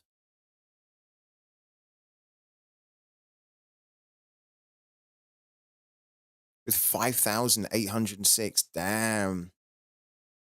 He had 5,500 points after 4 games. Oh my God.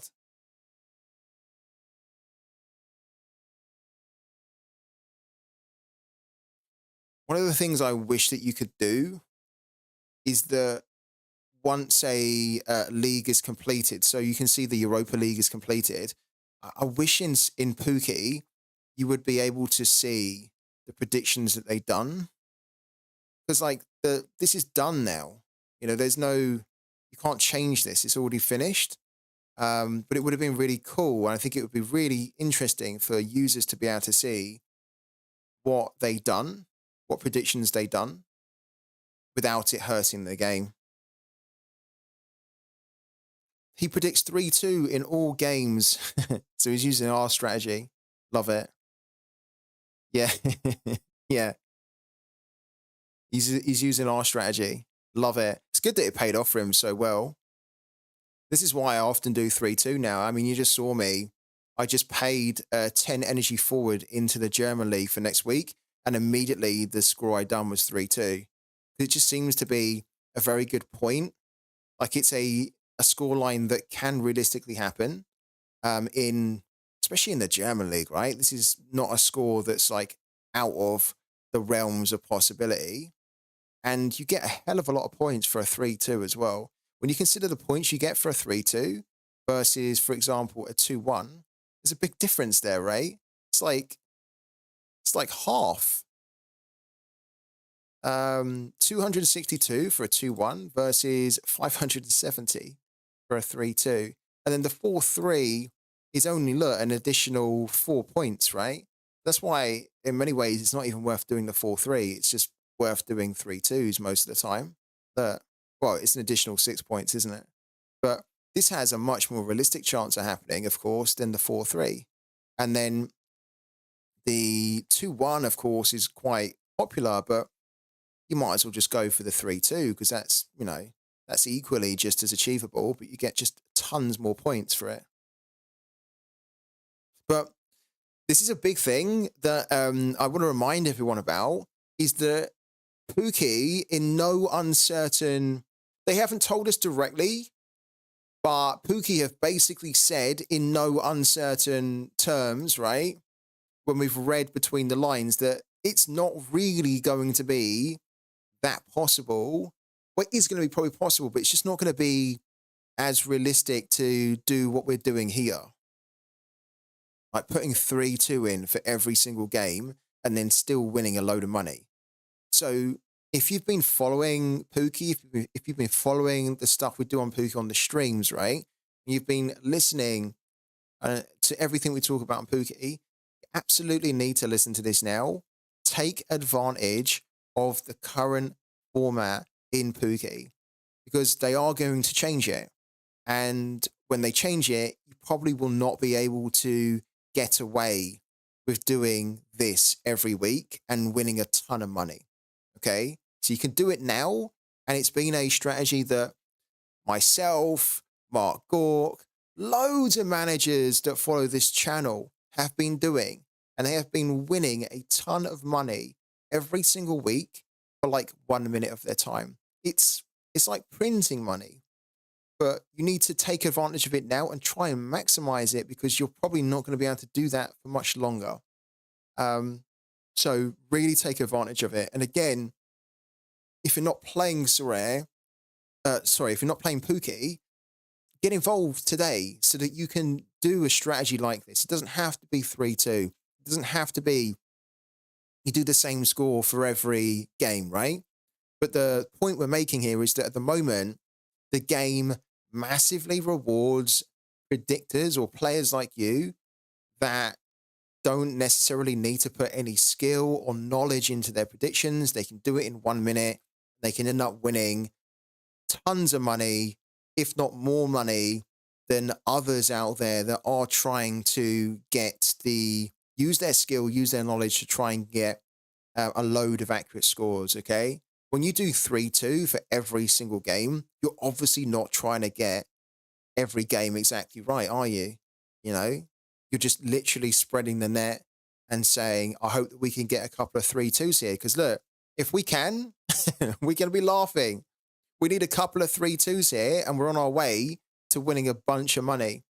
And even if we don't get a couple of 3-2s, then if we just get loads of over 2.5, we're going to be smashing it. So I always say it, I'm going to say it again, stop sleeping on Pooky if you're not playing it, because by the time you wake up and start this, and if you decide you want to start playing this, the window of opportunity to make a lot of money on this game would have closed. Okay.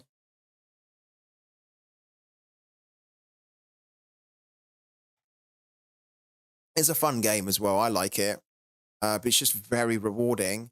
So you need to take advantage of it whilst you can before they change the format of how you can win. How many Pokeballs and stickers are left, actually? There's only one sticker pack still left, which is the Mega Pack. Okay. And then there's only 28 Pokeballs, so you've still got time. If you have not got a Pokeball, you've still got time to pick one up today, and then you can put your predictions in for the weekend, and then start winning money back based off the Pokeball that you bought. Sold 14 players today for around 250 euros on Sorare. How did you do it, and what players did you sell? We've been hearing a lot recently that I think even B said that he sold a ton of players last night. I think he said he sold 22.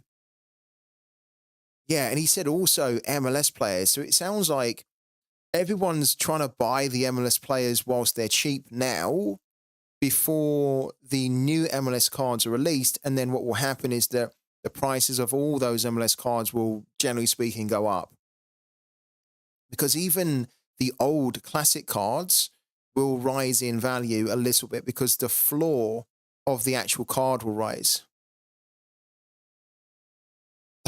Trust me, they are cheap compared to when they released the new MLS cards. They are 100% cheap. You wait, you watch. When they release the new MLS cards, you watch what will happen to the prices. They will go through the roof. The new MLS cards will go through the roof. Some guy from a J League team that assisted 2 today was sold 58 times after that. Torres is now 23. We picked him up for 10, didn't we? We picked him up for £10. Don't sell him. You couldn't resist. You sold him. Did you sell him? Oh my God. I mean, to be fair, probably smart. Probably smart in a way. Because, yeah, the new cards are going to be released, and then the old cards are going to take a little bit of a hit in their value. They'll still be high, but they'll take a little bit of a hit compared to the new season cards. But wow, I thought you were picking him up for the long term. I mean, if you're free to play, I get it, right? I do absolutely get it. How much is this the stock tokens now? I've been keeping a little eye on it over the last few days to see where it's been hovering. Okay, so it's recovering. It's back up to 2 now. Is it? That's pretty good. It's pretty good. I've got no regrets. Even if this rises to like 10 or 20, I won't have any regrets at all. Um, because you never know with a token. It can bomb, it can crash, it can skyrocket. It was free money, wasn't it? From Sorare. I just didn't want to take the risk with free money. If I put money into stock net tokens, then um, I'd probably be keeping it for the long term, right? But the fact that I just got these tokens for nothing, I'm happy just to cash it out and use the money there. And then, yeah, like I know that a few people are keeping hold of it and they're hoping that the token could just like go through the roof and just like spike and almost go to the moon. Could do that, but you never know with the token. There's a lot of tokens in supply as well. Look, there's 728 million tokens in supply. That's the circulating supply anyway. That's a lot. That's a lot. Academy teams, yeah, I've done those. But thank you for the reminder, Sopsy. Yeah, guys, don't forget about your academy teams. Yeah, make sure that you do them. We've already done ours, which is good. The game week for Ultimate Champions has already started.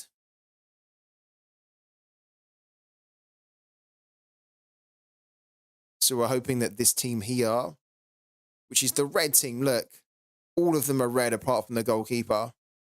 We're hoping that this pure red team, the Reds, can give us another epic or something this weekend. That'd be lovely.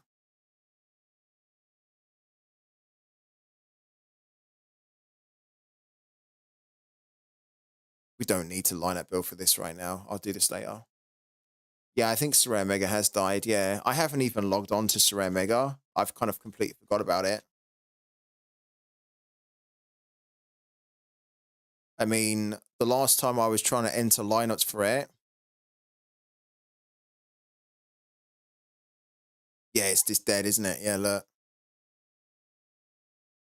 The project to be built is associated with a closed billing account. Yeah, it's dead. It's dead in the water. It's a shame because that was really good. That was really good when it first came out a few years back, but yeah, it kind of got a little bit stale and Sorare got a lot better as well. It's been a shame because there was loads of side games for Sorare 2-3 years ago that just have not really been able to stay alive. And I don't know what's happened there because I got the impression 2-3 years ago that Sorare were supporting a lot of the third-party mini games to try and show that their cards can be used outside of the game, you know, to kind of show the power of Web3. But the impression I've kind of got is that as they've changed the game over the years, they've wanted the focus to be very much on just playing their game, where you can win the cards in their game rather than winning cards externally, which probably makes sense, right? Because if you're going to be giving out cards to third parties so that others can win cards free to play, then it means then that there's less of an incentive to actually spend in the game. So I think what they've probably done over the years, Sorare, is they've kind of squeezed the appeal of being a third party um, kind of dev. I mean, they even done, didn't they? What happened to that? They even done a competition where they kind of, I think it was like you could be a company or whatever that would pitch to develop a game for them, like a third party side game. Whatever happened to that? Do you guys remember that? Like Sorare done a competition where it was like a pitch and it was like who wants to basically partner with us and develop like a side game. And then it was announced that this whoever it was going to do it, and then nothing came of it. We heard nothing else of it since. And I think it probably just that there is the proof that they've changed their thinking on developing the third party kind of ecosystem for Sorare, and they just very much want it to be focused on their game. And then maybe when it gets much bigger, there'll then be more side games. But yeah, yeah, Sorare not following through on something they announced. How surprising. They took the idea Rivals and murdered him for his idea. Yeah. Yeah. I mean, I don't want to mention it at the moment, but because the reason I don't want to mention it is because I don't want to shit all over Rivals at the moment, because I know that it's still relatively new and that there's it's got loads of potential and scope for growth, right? But I've been having some thoughts about Rivals, and I think if I had developed this type of game mode, I would have actually developed it personally. I think it would have been a lot more fun with my idea than the way that they've done it. But I'm going to reveal that. Don't worry. I know that's like a little bit esoteric, but I will give you guys more information about like my thoughts on what I would have done differently in Rivals. But I don't want to do it now because, as I say, I just think this is still very early on, and we need to give it time to fully, grow and, to be given a chance to be great. Because it's good, it's okay, but it's not quite as good as what I thought or what I was expecting in my head, that they were going to release this kind of like this game mode that was going to be like, wow, it's amazing. It's not really like that for me. Um, but I want to give Sorare the chance to turn it into that. And let's say in, I don't know, 3, 4, 5 months or so, if it's still not what I think it should be, or if it's maybe not causing the waves in 5 or 6 months' time that we were all expecting this game mode to do, then probably then I can do some kind of a video or a stream talking about what I would have done differently for Rivals, because I have loads of thoughts on it. But I want to give it the time first, for sure. I haven't played Rivals either in about 2 weeks. Yeah, I just collect the tickets too. It's sad, isn't it? I think it's really sad. I did not expect to be doing that with a new game mode in Sorare. And I'm sure that Sorare are aware of that, because I'm sure that they can see in my account, for example, I'm sure they're getting lots of data from users to see how engaged they are with this game mode, how much time they spend in it, how many lineups they're entering. If you're a new user, how long do you spend? Do you spend a lot of time? Do you not? Do you leave the game?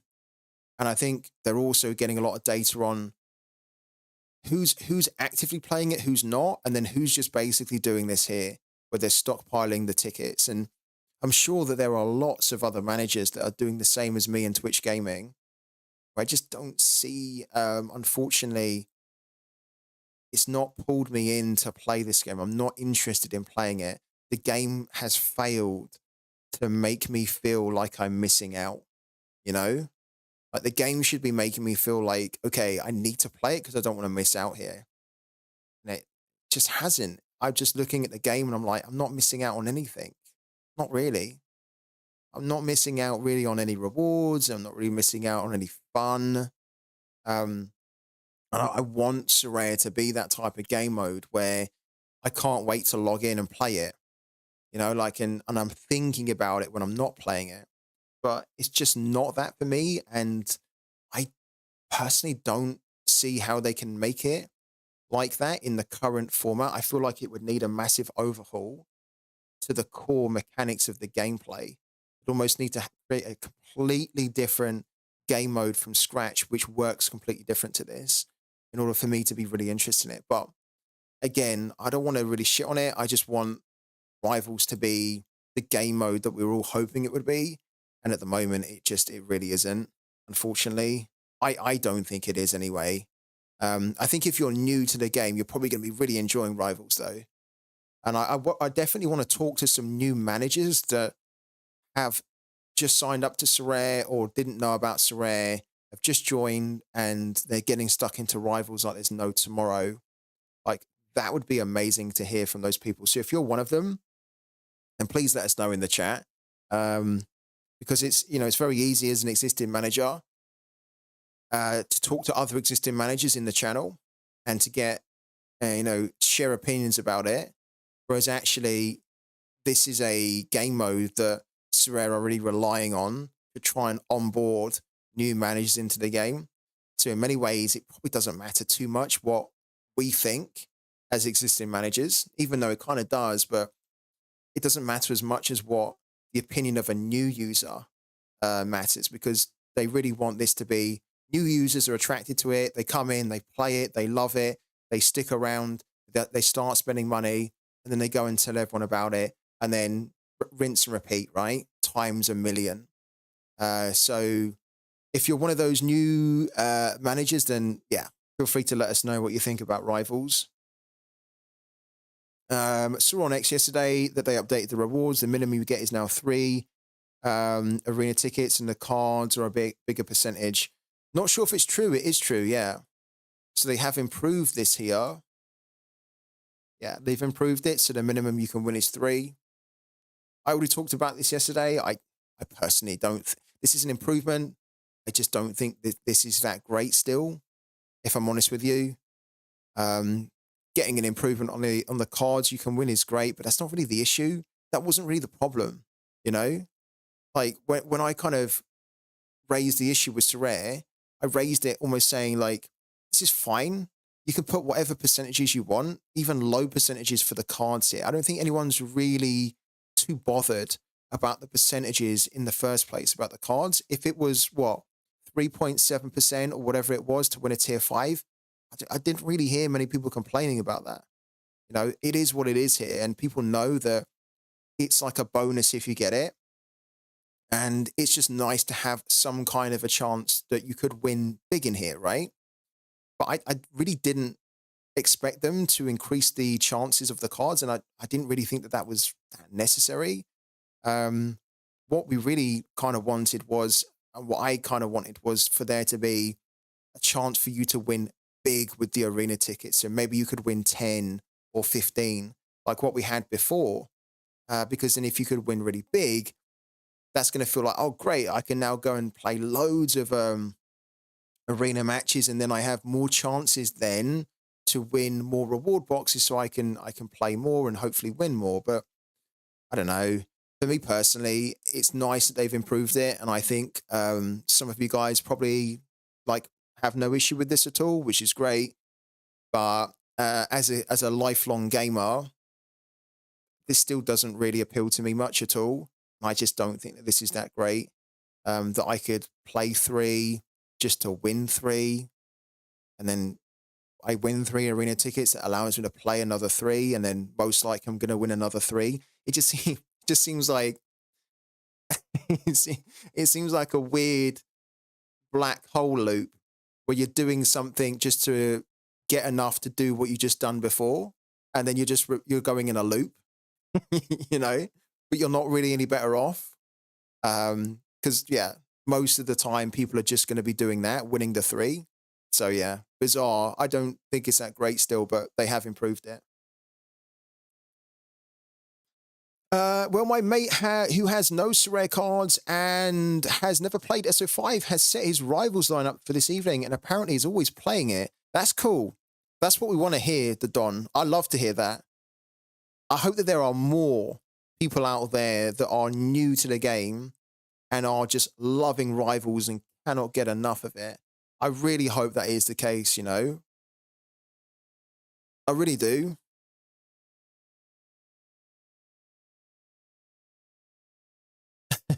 We are overstimulated by normal Sorare to care about Rivals right now. If it was new, I would like it probably. You're probably right. Yeah, Silent Storm. You're probably right. If this was the only thing, the only game mode that we had, then we'd probably all be going mad for it, right? Um, and we'd be playing because it's the only thing to play. But because we've also got pro, um, and that's the main game mode that everyone's used to. If you're already an existing manager, this is almost like a I can play it if I want to, but I don't really need to or have to. I want to play this mainly, and then yeah, if I fancy it, I can do this. But it's not really got that pull for me anyway as an assistant manager. You sometimes just set a lineup when I'm bored, and I think a game will pan out differently than most plebs think. I mean, one of the things that I would like to know, and maybe you guys know it already, you know some sources that we can look at, but one of the things that I would love to know, because Rivals has been released for a month and a half now, and it's only a soft launch because it hasn't technically been launched everywhere with a full marketing campaign. They've only really been doing a marketing campaign on it in, I think it's Italy and Spain to begin with, and they haven't really started to attack England or say the UK or America or all that, right? And so they still consider it a soft launch. And then once they have almost ironed out the creases of this game mode, so they've fixed a lot of the issues and the problems that we are seeing and experiencing, they're then going to roll it out with a full marketing campaign to the big markets, right? The really key markets, so that they can try and attract everyone into a game where they're not going to be complaining about the things that we're complaining about. But one of the things I would love to know, so if anyone knows, please let me know in the chat. One of the things I would love to know is how many people, since they've launched Rivals, how many new signups have joined Rivals and are continuing to play it. And also how many new signups have joined Rivals and have then spent money in the pro mode.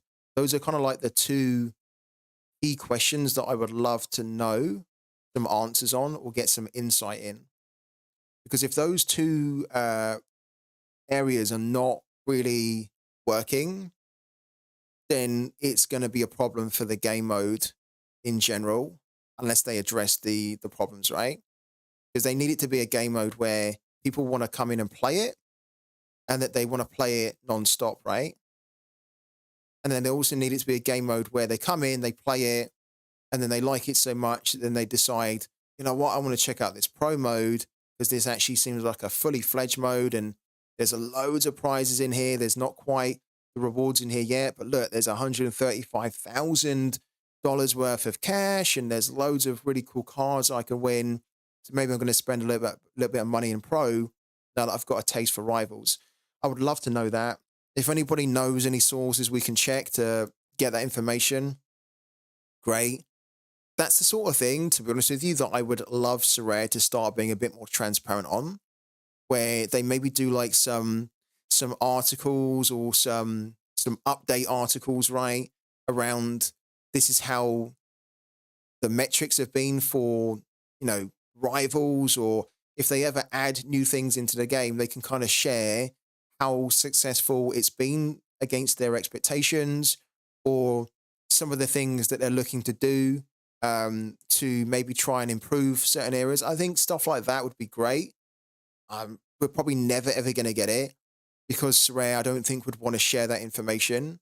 And I don't think that they would want to share, for example, if the game mode was doing really badly, I don't think they would actually want to share that because they're a company that doesn't really want to show that there are problems. They would much rather just focus on the solutions and then talk about the solutions. And it's fair enough, right? But I think it'd be great for the community to understand, like, is this working the way that Sorare wants it to? Is it as successful as what they were hoping? And if it isn't, then what are the exciting things that they've got in the pipeline that they are looking to bring to the game, which they think can really take the game to the next level? But we don't really have that kind of insight because it's not really shared with us. So yeah, but I would love to see that in the future.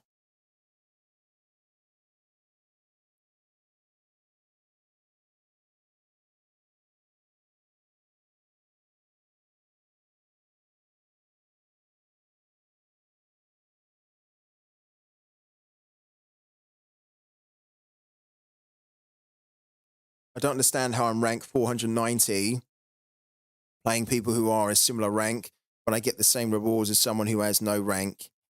Yeah. If they put ranked rewards in rivals, this would be overnight. This would be a really cool, really fun game mode. If they put ranked rewards in here, I will start playing this game like to death. And I will start doing content on the game mode, and I'll be talking about it until the cows come home. That's all they need to do, I think. That's like they just need to put the ranked rewards in there to encourage you to play it and to get good at the game. And then when you keep leveling, keep climbing, you can win some great stuff how high you get. But until they do it, it's just a bit of a I don't know, it's just a bit of a fad at the moment for me, personally.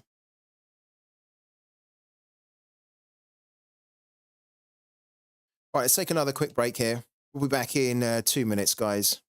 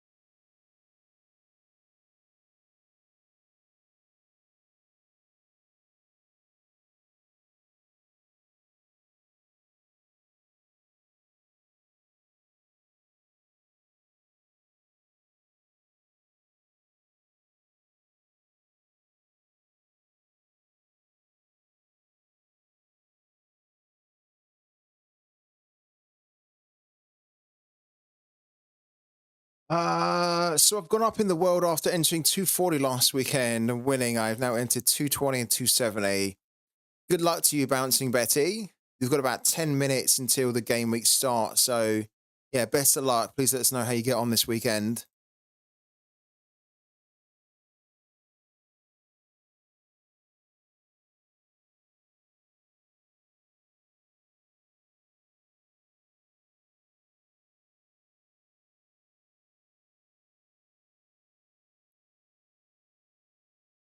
In fact, let's do it differently. Let's do this here.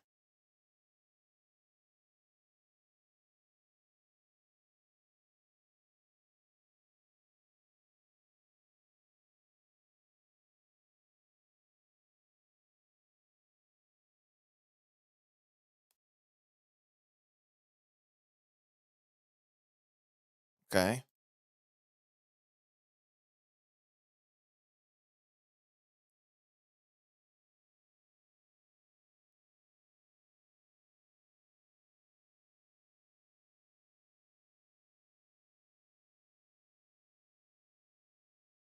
Right.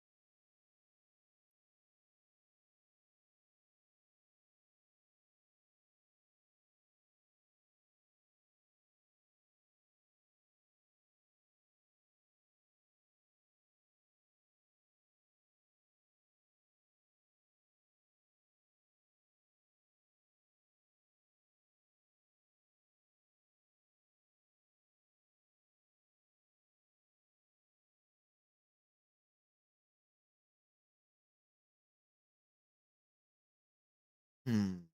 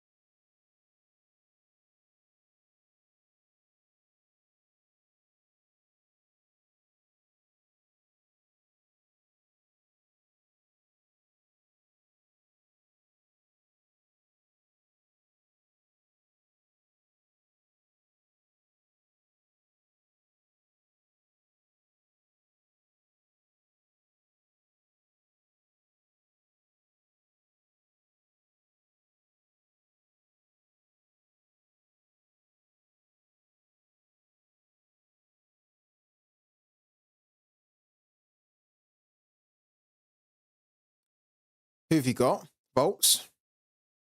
Who have you got for San Freshe? San Fresh, should I say?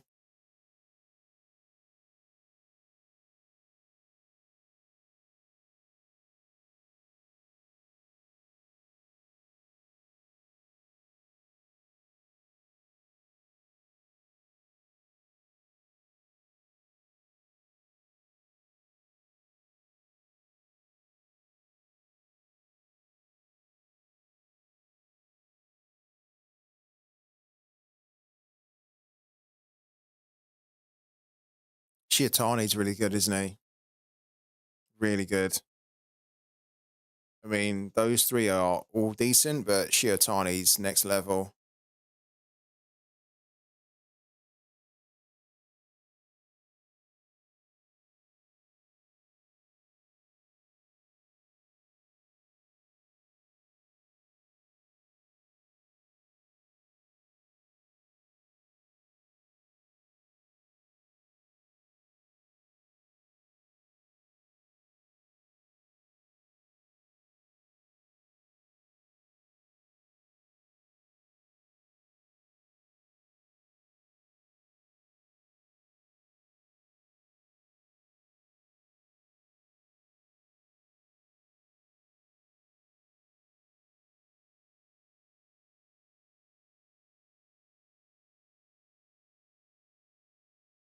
What we're looking for,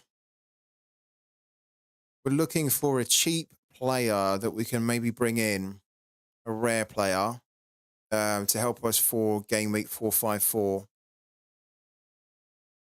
that has an L15 of less than 47.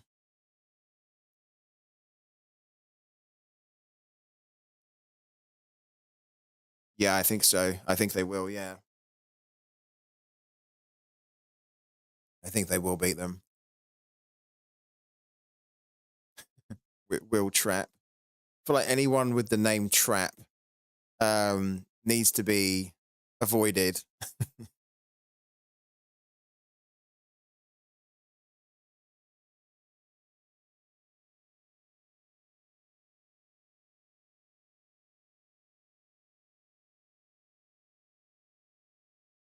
Yeah, I also need to not avoid, but I need to try and not buy MLS cards at all.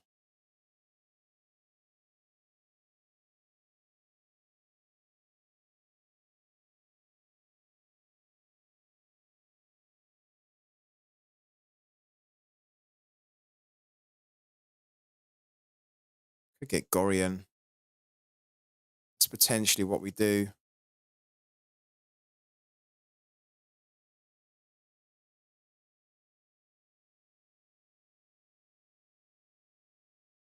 And we don't want to go too crazy because we've only got a sub forward. Like Adam Lafondre is a card I need to give away.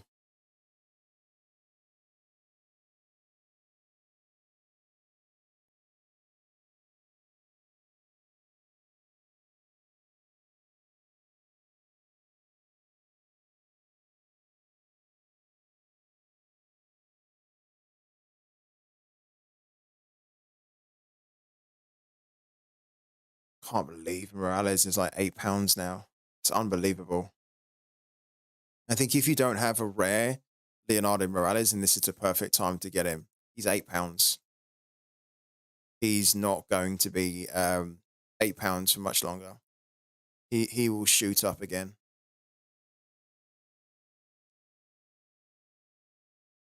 No, I think I know who I'm going to go for. To be honest with you, I mean, I was having another look around, but I'll probably just go for Gorian, so I can pair him up as well with Guzman. And I don't really have to worry too much about Gorian because he basically plays every game. It's probably a little bit more than what I wanted to spend. Um, yeah, it's probably going to be just what we need. Could get Andrew Farrell as well. I don't really want to get a MLS forward when I think the MLS cards are going to be released in a couple of days or next week. Not at this point of the season now. Is it locked now? It is locked, isn't it? Let's have a little look. Yeah, good luck to everyone as well in the game week. Let's have a little look. Game week 454, because I think this is the problem we've got, is that we can't quite fit in everyone that we've got. Yeah, we're not going to be able to do it. Because we are going to play Morales, and then we're going to play Pereira. Yeah, so we do need to address it. 44? Oh, that's a problem. What? Who's different? 43. Ah, there's a difference there, look. So Pereira's 46. That's the difference there. So we don't have 47. We've actually got 44. Which means that we probably can't do Gorian. I think he's 45. Damn it. Okay. Yeah, he's 45. Ouch.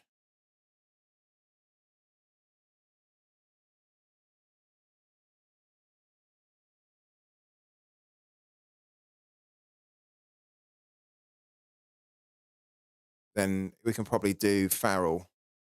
Yeah, which I think will. I don't really want to buy an MLS player now.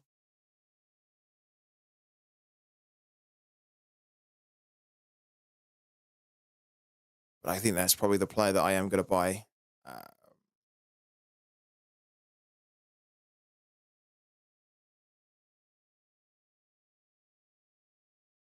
Yeah, I think we're going to do it.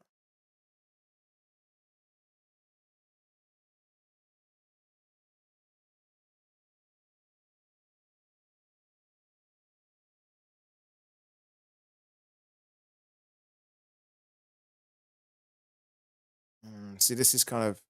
Well, that's got a level 15 bonus. Okay. It's pretty good.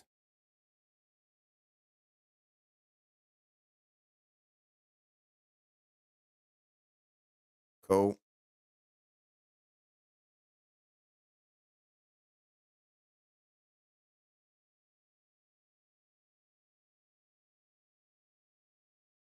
Let's throw a tenner in. The last tenner that I want to spend in the game.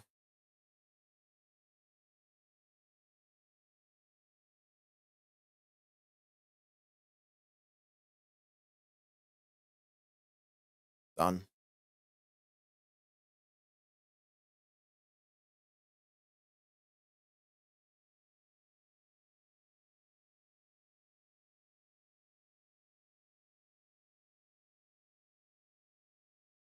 Cool.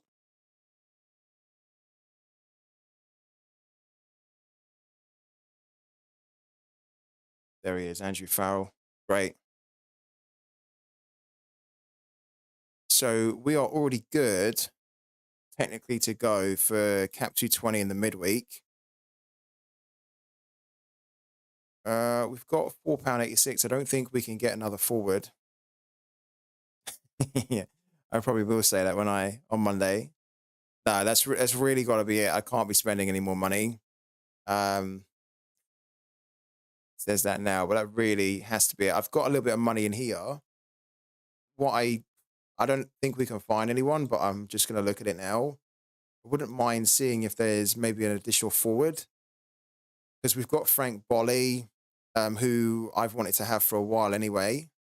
There's only 22 of him, and they won't be minting any more of him, so it's quite good to have him. But he's very much a sub player at the moment, so I think this team realistically has actually quite a good chance without Bolly to maybe get involved in a cardboard here. But probably we need a better forward if we can as well. So I think we'll look at it now. We don't need. Oh, the other problem here is that with this team, we would need a forward with an L15 or 31. That's a little bit of a problem. Don't think we'll be able to find anyone. 31. Yeah, there's 6 there. There's Bolly. There's Rubio Rubin. He's not starting at the moment. So we're better off almost just having Bolly here. What if we put the price up a little bit more? Ty Baribo. Oh, Ugariz is there. Okay. I like this guy, but he doesn't tend to start enough.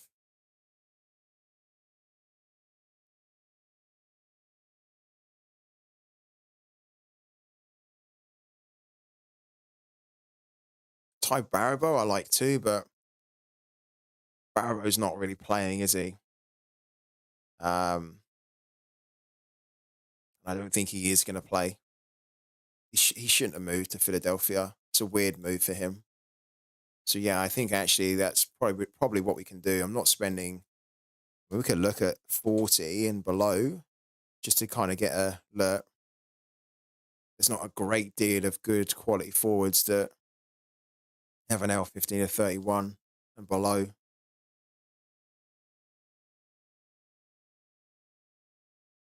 No, that's it. All right. We should be able to put out a team for Cap 240 and All-Star as well.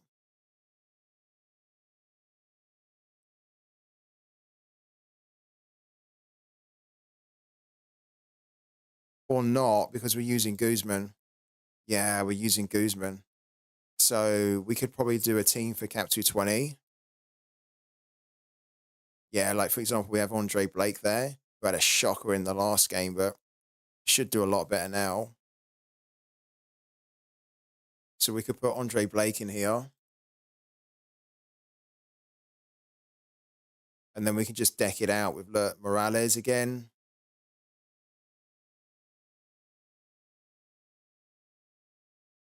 We've got Garza, we've got Gorian. So do Gorian, then probably okay, Gignac for now, and then Carioca. Like, oh, it comes over, massively over. Okay. Got 35. Oh my God. Oh, it's a little bit of a problem.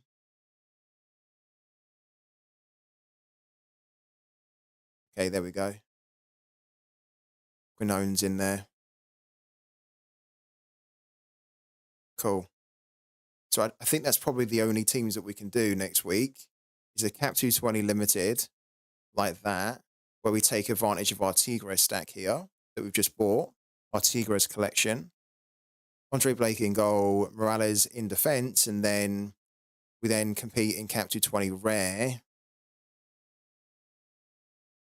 with our Tigres limited goalkeeper, Morales is the captain, Pereira, Farrell, and then Frank Bolly. Yeah.